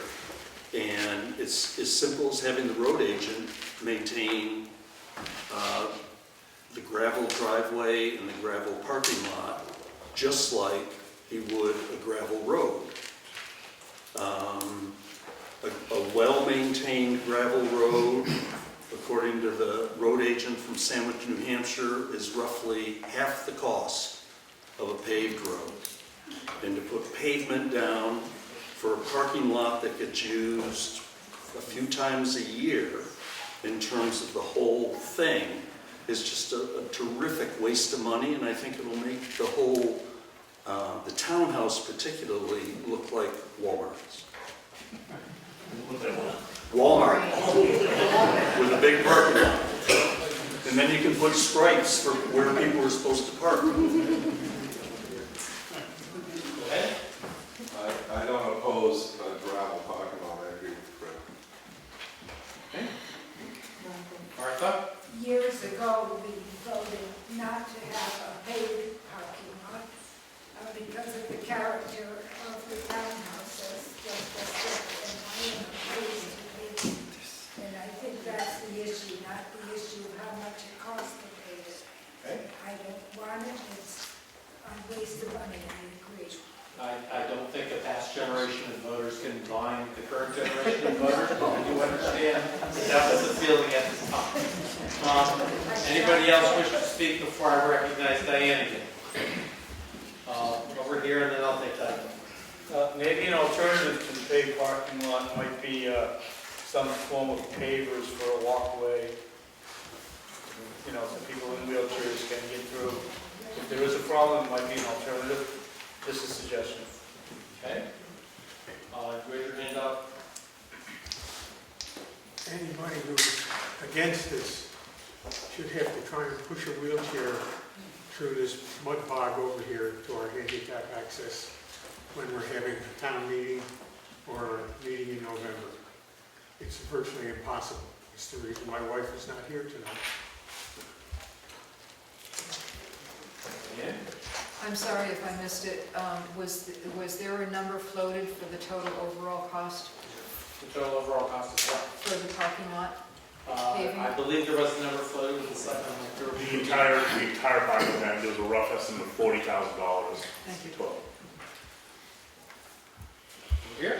I remember standing out in front of here, I was a little kid 40 years ago, and I believe the people at the town hall meetings I remember 40 years ago were slightly older than the population tonight, and they made it. I live on Stoneham Road, Higgin Weeks. I preferred Stoneham Road when it wasn't paved. And if I think that the roads, the one thing we have to control as a town, everything else we actually mostly have to spend money on, is how fast we get to drive or how fancy something looks, and it has to do with paving. It's the only thing that's a huge budget item that we have some flexibility on, and as by a choice, we can either choose to spend a lot of money or not. And so, as one of the things we can choose not to spend money on, and I like the character it gives to this community to maintain a non-Walmart appearance. Here. I'm actually in favor of paving the parking lot. I think that this $10,000 would just be for this year, and maybe next year we'll do another 10,000. Just, I think it's going to, for future people down the road, it's going to be very helpful.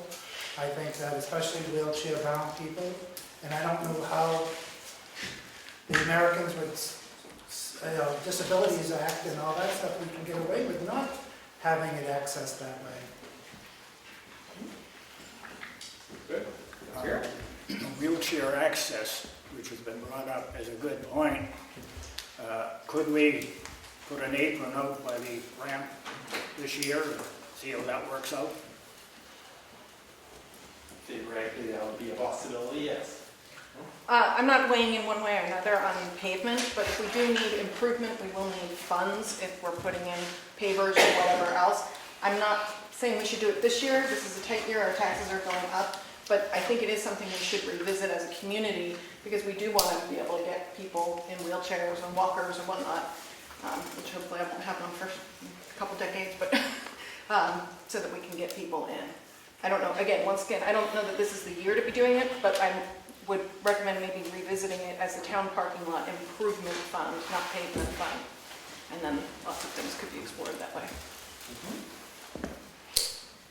Very good. Are you suggesting an amendment or not? No. Thank you. Any further discussion? Seeing none, are you ready for the question? All those in favor say aye. Aye. All those opposed say nay. Nay. The motion fails. The next one is Article rather than read it, I'm going to recognize Mr. Stephen Berry, who I believe has some alternative language he wishes to move. Steve Berry on Wentworth Road. Okay, I've lived in Brookfield now for about 20 years and heard talk about there was access to Kingswood Lake at the dam. No one could really point out where it was. Steve, yes, would you go to the front? Yeah, Steve, I'm going to ask you to make your motion first and then speak to your motion, because that way you're speaking to a motion. What, I need to, Make your motion first. I move that we get access to Kingswood Lake by turning part of Kate's Lane into a Class 5 road, which will be maintained by Town of Brookfield.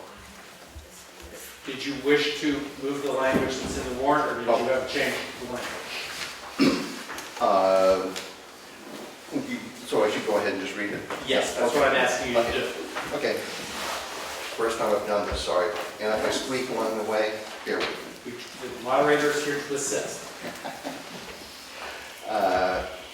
Direct the selectmen to undertake negotiations to assume Kate's Lane, formerly Mead Dam Road, to the western boundary of map 17, lot 11, as a Class 5 road. And two, to raise an approximate $2,500. Did I hear you say appropriate? Raise and appropriate. Raise and appropriate $2,500 to make an appraisal of all properties to be acquired. And three, to raise and appropriate $5,000. That's $1,000 times the number of lots that would be crossing, to reimburse landowners the cost of making an assessment pursuant to RSA 498-A, semicolon 42B. And four, enter into negotiations with the State of New Hampshire Department of Environmental Services and the Public Water Access Advisory Board for the purpose of establishing public access to Kingswood Lake via map 17, lot 11.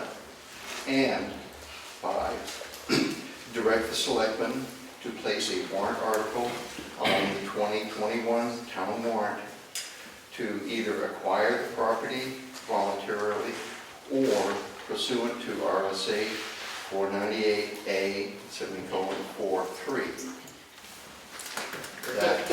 Thank you very much. Is there a second to the motion? Who second? Second. Thank you. You may speak to your motion. Okay. First time. Okay. I've lived in Brookfield now for about 20 years and heard talk that there was access to Kingswood Lake at the dam. No one could point out where it was, so I did the research, found the spot, even though they moved the dam. But the lake was accessed only by private road.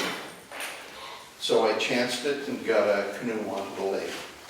The third time I went to the lake, someone put 5 huge boulders at that launch point, right there at the south coast. So I took it as a message that no one was supposed to use the area.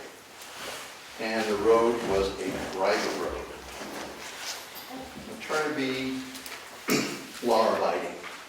Private, fine, I should say. So in June 2019, I sent a registered letter to the 6 landowners asking permission for myself and Brookfield residents to use the road to the lot owned by the state of New Hampshire. 5 out of 6 said no. 6th one didn't respond.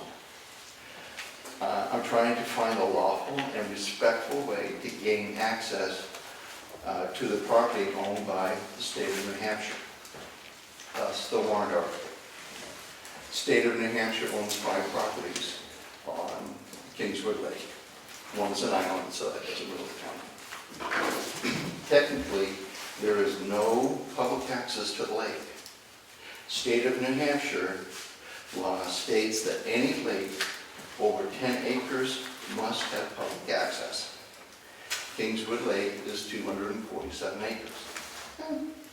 So I'm seeking for Brookfield to make part of Kate's Lane a Class 5 road from Highway 109 to map 17, lot 11, a lot that the state owns. This is the only property that the road goes anywhere near the lots owned by the state. The selectmen will determine if this is going to be a seasonal or a year-round road, but that's up for next year. The lot is only a third of an acre big, mighty small, and the lake is very shallow at this point. So a motorized boat launch would not be practical at all. So I'm just looking to get access so I can put in a canoe, kayak, maybe get my feet wet. But, you're going to have to walk out of ways before, you can do much swimming. So I'm hoping our town can have access to Kingswood Lake to swim, canoe, and kayak. Very good, thank you. Is there further discussion? Okay. Go ahead. Once again, I would love to have access to the lake. We have a canoe we've never used, but I'm really reluctant for Brookfield to take on a new road, possibly a parking lot, possibly having to deal with any infectious things that come into the lake, and now we have to treat the lake, and it just sounds very expensive, and I don't know if this is the year to even consider it. None of us have hit the lottery this year. David Newman, Kingswood Lane. I think that we need to understand the process that one needs to go through, and it's not clear to me that the appraisal is the first step. In order for the appraiser to come in and figure out what he's appraising, he's going to need to do a survey. Under state law in New Hampshire, coming out of the New Hampshire Supreme Court, and the Wyndham case down on I-93, the real cost to this land acquisition in part is the secondary impacts on the land that's not taken by eminent domain. So if somebody has a lot that all of a sudden is going to be divided by a town road, and one part of that lot now becomes non-buildable or non-expendable, all of that's compensable to the landowner. So we have all of a sudden a very dramatic cost associated with the acquisition of the property. And in order for the appraiser to know what he's appraising, he's got to know both what where the road is and where the associated boundaries are. So I don't know how many lots he's going to have to survey, but probably 6 of those all along the property. And then the appraiser is going to have to come in and not just appraise 3,000 or 4,000 feet, 50 feet wide for the road, but the impacts on all of the abutting property that's created. In addition, you might as well be prepared. I don't live on that road, but I suspect that the landowners there, you might as well be prepared for litigation, because under state law, if you lowball the offer and the court ultimately decides that it's less than 20%, the offer was 20% lower than the true value, the landowners are eligible for their legal fees. So you might as well take a crapshoot on contesting the dollar amount of the offer. So you've got legal fees. The town attorney is going to have to come up with probably 18 property descriptions. There's 6 property descriptions for the road pieces of land that you're taking for the road, and the property descriptions for the now divided lots. So there's a lot of cost here that's not being understood or appreciated, and I think it's quite significant. Okay. Over here. Kagan Weeks, Stone Road. Now, I know that no time, our taxes may be going up, budgets are hard, but one thing, access to Kingswood Lake, I'm a little bit fuzzy on the last time I remember a town meeting on this, because I think I was 11 and sitting back there. I couldn't vote, but it was about 33 years ago. I remember a discussion a lot like the one we're having tonight. And people wanted to put it off because it wasn't a good time. And so a little over 3 decades have gone by, and we don't have public access to Kingswood Lake. Access to water is something I find quite important. Property over in Acton, and it provides the public access to a water body because there is no public access. I think it's something which is an important right. It's an American that those are public waterways that we have the legal right to access. So some type of method needs to be found. I think that there should be some discussion on the tactic along this. If there are other methods, or is this the only way forward?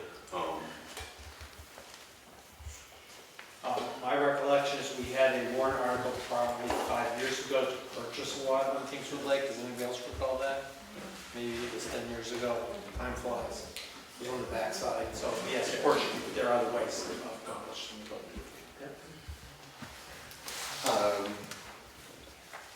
This is my first attempt to try to do it.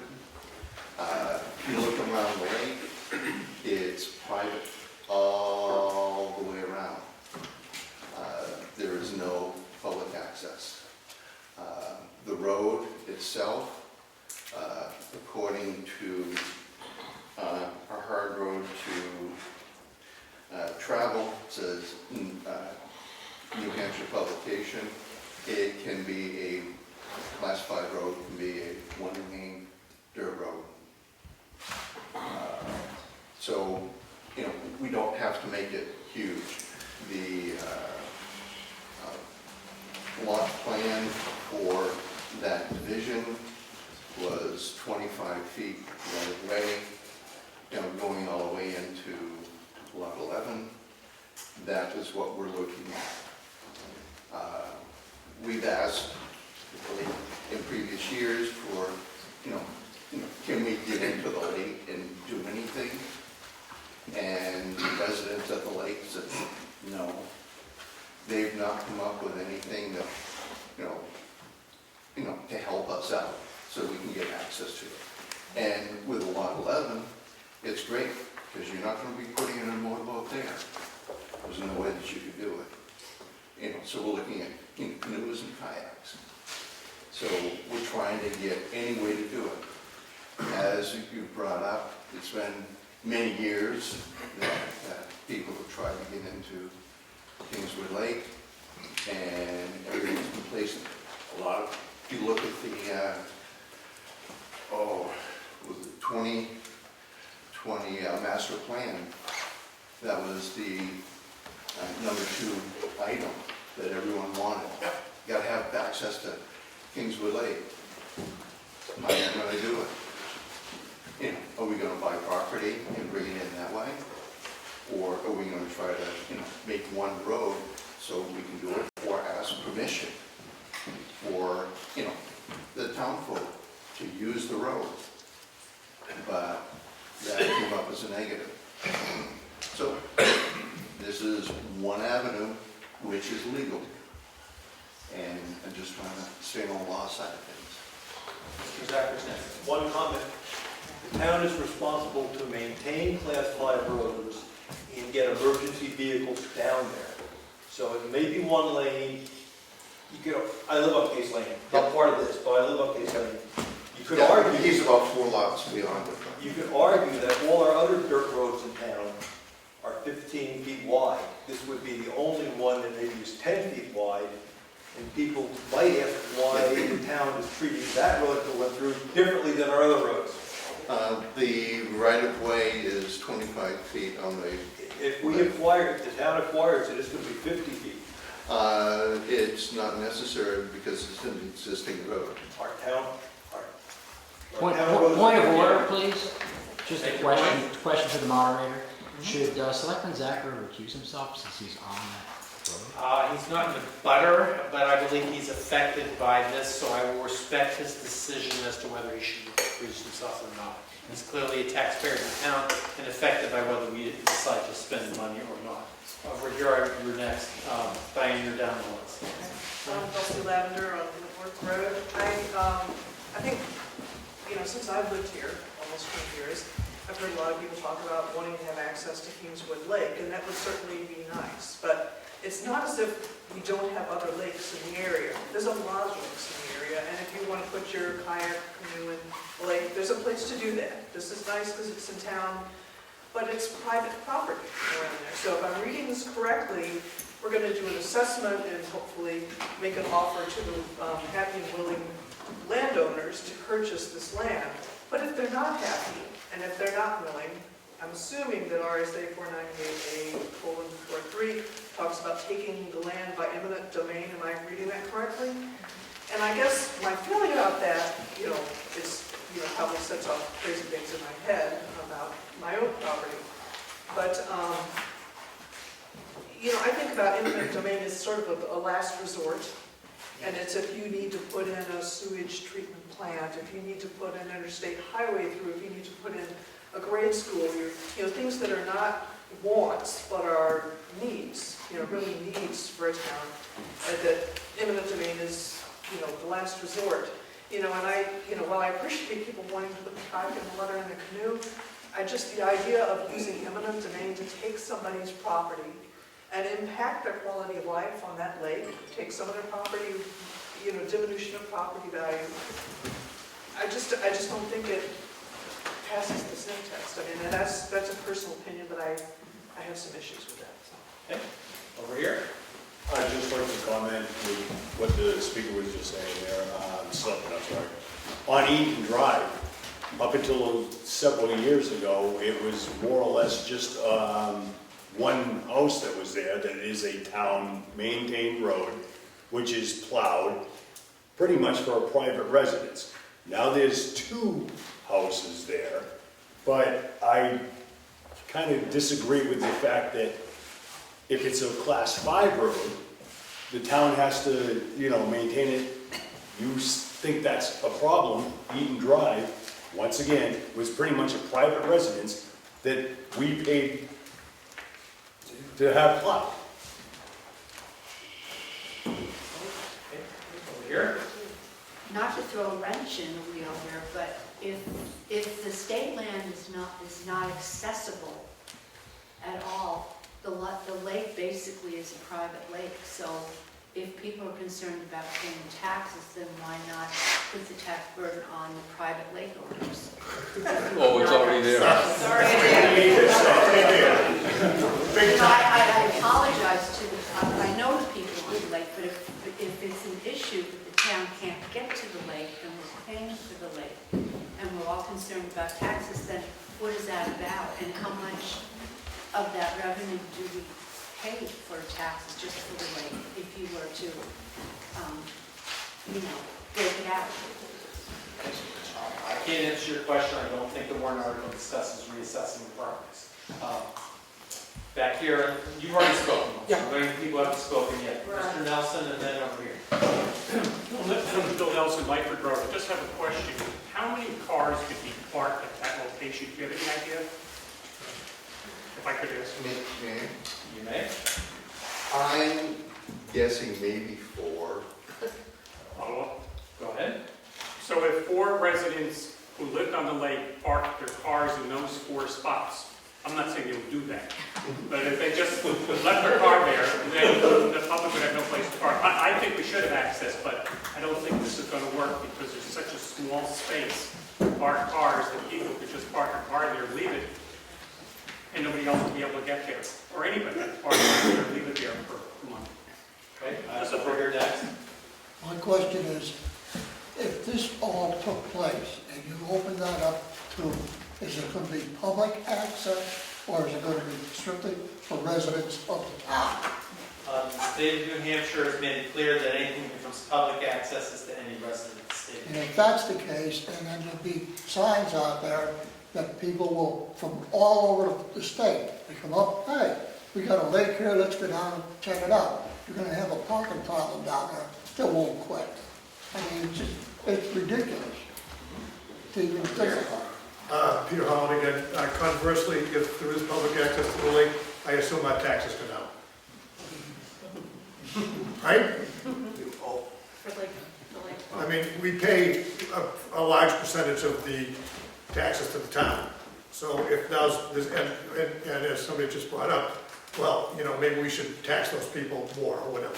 I'm just saying, so if there's public access, value of our property goes down, and I would assume taxes go down with it. Again, reassessment of property is not on the warrant. Over here. I just wanted to continue on the cost theme a little bit. We heard about litigation and eminent domain and surveying and all that. We had a lot of discussion about road maintenance tonight, which seems to be a big issue in the town.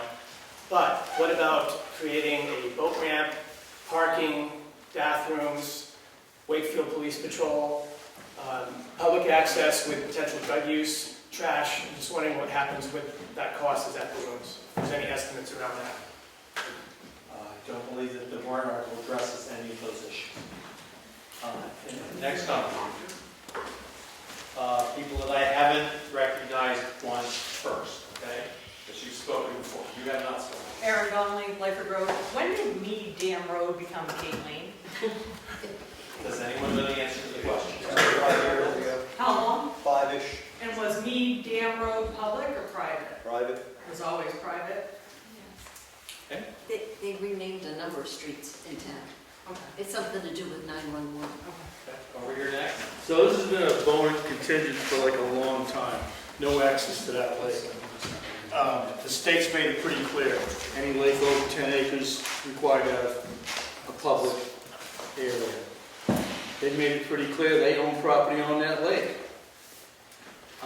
There's really no good reason the town of Brookfield should not be allowed to use that lake. None.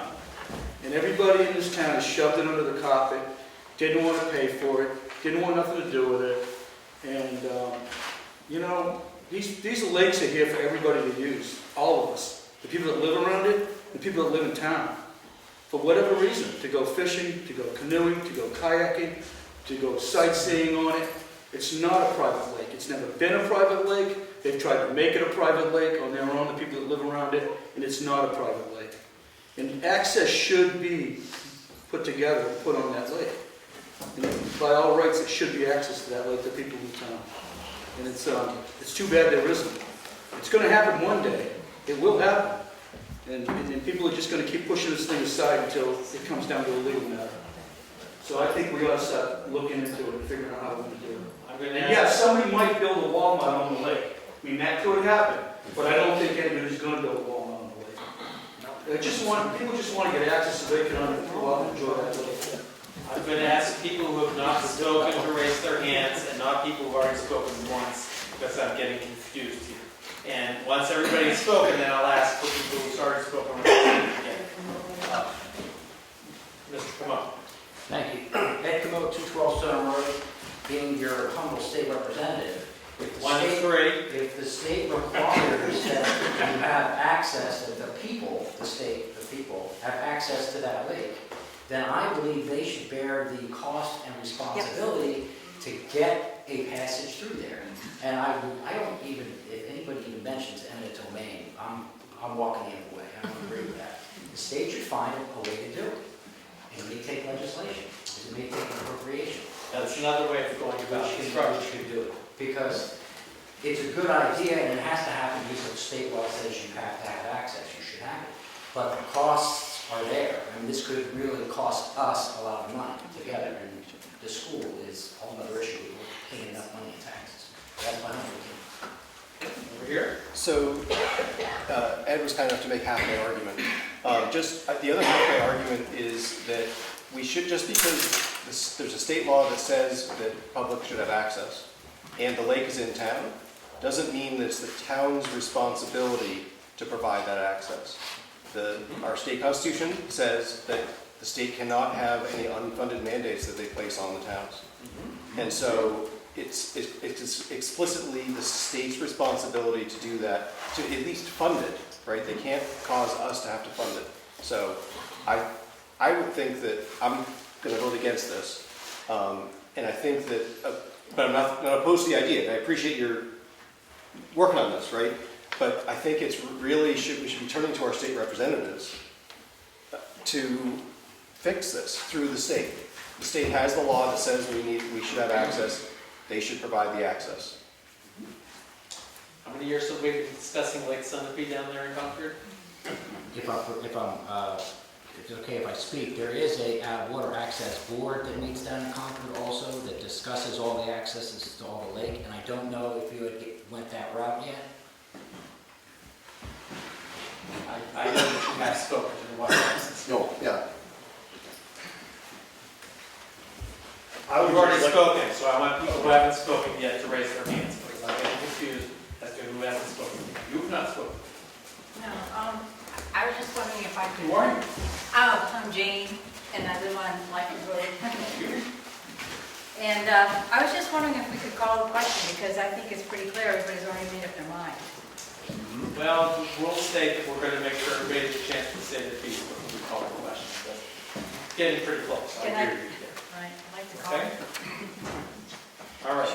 Anybody else who hasn't spoken wants to say anything? Anybody else who has already spoken once who really needs to speak again? We're here. I would just like to say about the third of an acre on Clark Road, right next to the railroad tracks by Dick Wilson's house. They have a nice little pull-off so everybody can enjoy the trail there. It's no difference. Okay, thank you. Anybody else who's spoken who would like to speak again? You haven't been up for a long time. Yeah, I just wanted to say that, at least with respect to Lake Up in Ossipee, Fish and Game restricted access to carry-ins only with no swimming permitted in the boat launch area. So we're probably talking about carry-in boats only with no swimming. I believe that would be correct, yes. Yeah? Go ahead. I don't think we're allocating enough money to move forward and see this to conclusion. And any money we spend along the way, if we don't go to conclusion, is wasted money. So the question is, how much will this really cost the town? And what are we looking at to do it a complete job? I mean, it's more than $7,000 or whatever is in this warrant article. I mean, how much does it cost to survey property? I don't know. Would that not be in the roads fund? Over here. It's going to be an internet access fund too. Yeah. Okay. Over here. Lavender again, my concern with this is that the real cost of this is not necessarily maintaining the road and not the assessment. It's going to be the legal fees that are associated with this, because my guess would be from some of the landowners there will be pushback. I may be wrong on that, but I'm guessing that might be extensive. Anybody else? Go ahead. When I talked with DES, they said if there's a public road there, fine, we've got map 17, lot 11, they'll go ahead and make it available for us. But then it needs to be a public road there. That's what this is trying to address. If the Kingswood Lake Association could come up with another plan, another thought for us to do something, that would be great. But tonight was the beginning part of this discussion to say how we want. We'd like to have access to that lake and going on from there. Hope it goes through, but back to Rich, this only starts the process. That's why I've got in there that, where was it? Oh, I've got the number, but there'll be another warrant article in 2021 for them to actually do it. This is to go ahead and take the appraisal so that we've got a starting point to go ahead and see just what's going on. Mr. Zach. I think if you're going to proceed, we're doing it out of sequence. I think we really don't know who owns the property that road's on. So you have to Yes, survey we do. it. You can't use the taxpayers.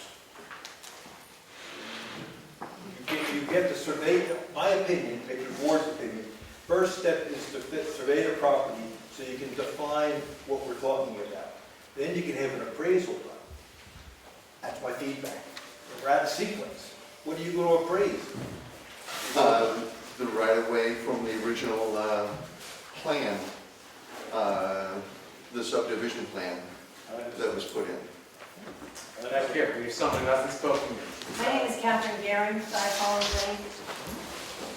I've always thought it would be a nice thing to have access to Kingswood Lake. However, what I'm hearing tonight is that there are a great many questions that need to be answered. Personally, I would vote no on this warrant because of the lack of information, and it sounded as though the Water Access Board might be a way to go, if anything, to get more information about what the town could possibly do. As it stands right now, I've been really surprised at how the taxes have gone up since we moved here. And my husband and I are both on fixed incomes, and I'm not anxious to designate thousands of dollars for a project that has way too many questions, and I think probably will have a lot of pushback from the people that live on the lake. Thank you. Okay. Not seeing any hands. Ron, did you want to bring your thing forward or not? You know, you don't have to do this. I know you don't have to do it. Yeah. Ron Fountain is requesting that we have a paper ballot. And we now want to make sure that the people here are all residents of the town, and they are, and that they are all present. Ron is here. He just brought this forward. Mr. Collins is here. Stephen Berry is here. Robert Nielsen is still here, I think. Yeah, there he is. And Diane Smith is here. So we have properly been noticed that we are going to run a paper ballot. So I would ask my ballot clerks to help me out here. And people who are voting members will get one piece of paper each. These pieces of paper say no and yes on it. Okay? And what you are going to do, so we don't have to hand out pencils, and how we don't have to decontaminate pencils while these are going around, is you're going to tear the piece of paper in half. And you're going to keep it in your pocket and not throw on the floor, either no or yes. And you'll put the one that you want into the ballot box when it's passed around. Is that clear to everyone? Very good.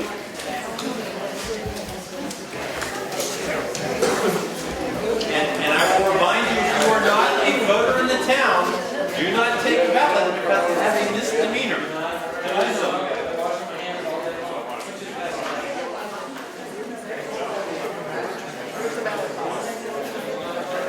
I gotta leave right after this. Put the dogs out there. Lock everything. Eternity close shop.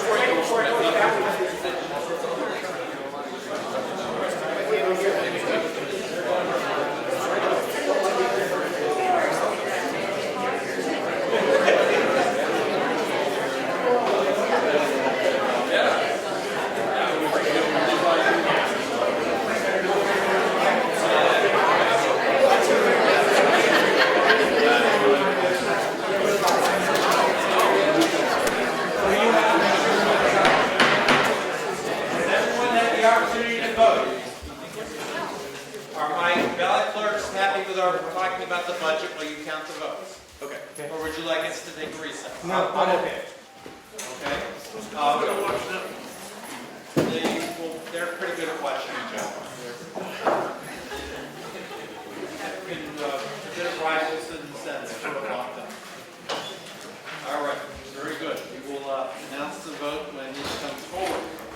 The next warrant article. We'll see if the town will vote to raise and appropriate the selectmen's recommended sum. And I think, did you change the number? Yes. What did you change the number to? It's coming up now. What's the new number?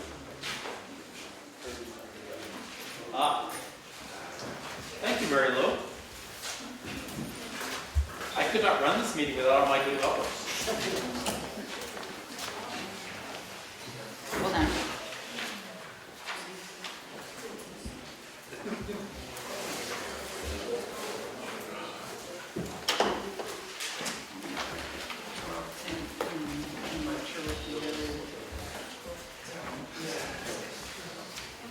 Okay, I would like to make an amendment to the warrant article and change the total budget 951,338 to 952,548. That's for the approval of the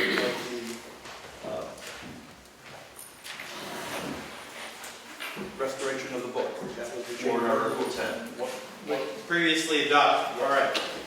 We don't actually have to vote on an amendment. You're allowed to make a motion that's slightly at variance with what was printed in the book.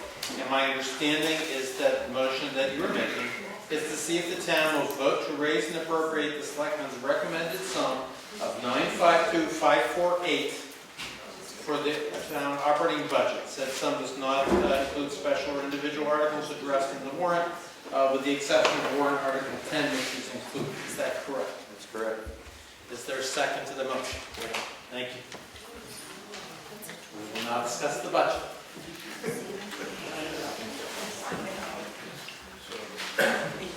Nobody wants to discuss the budget.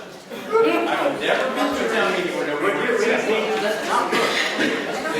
The current number is 952,548.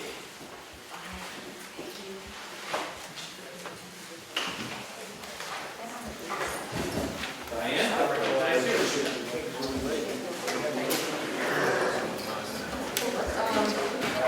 Is this change in, I'm sorry, did you say this was the book restoration going from 6,000? There were two changes. We had a mistake on the 636, which was overstated by 6,000.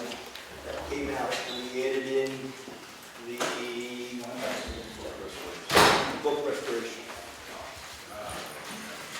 But it was the book restoration that DRA took out of the operating budget. Now you put it back in? No, but the book restoration number went up because Craig said the estimate was short, so we added on that. $1,710. So it's not the full 6,000, it's just that 1,700 that we had increase. You know, Craig came up here and he said the book is 600 pages thicker. Yes. It's going to cost more. 50. So it's that $1,700 balance that we're putting into the $6,000. Correct. That's correct. It was 54. Escape out. Thank you.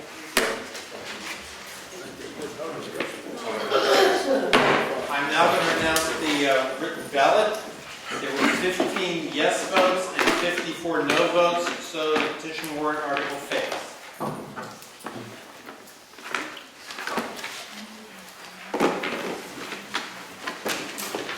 Go back to the discussion of the budget.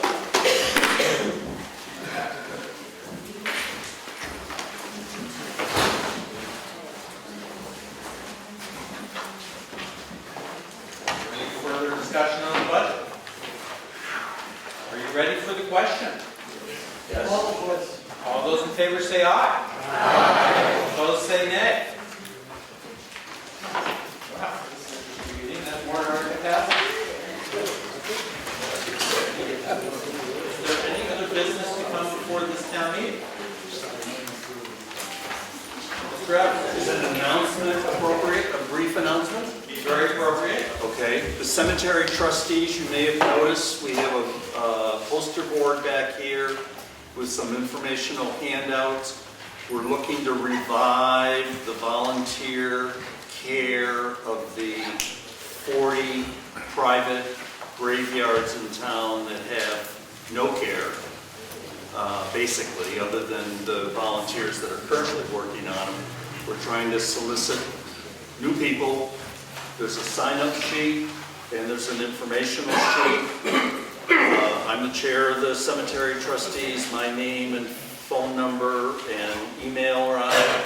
And Bertie Holland from the lake, same thing, is listed. You can talk to either one of us if you're willing to consider taking on some work at a graveyard. Thank you. It's a beautiful proposal.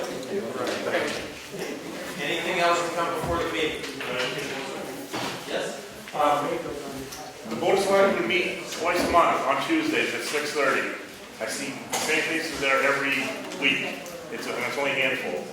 Important stuff is decided upon there. We need input from the town. With the three of us doing our best. We need input from the town. We also need volunteers from the town.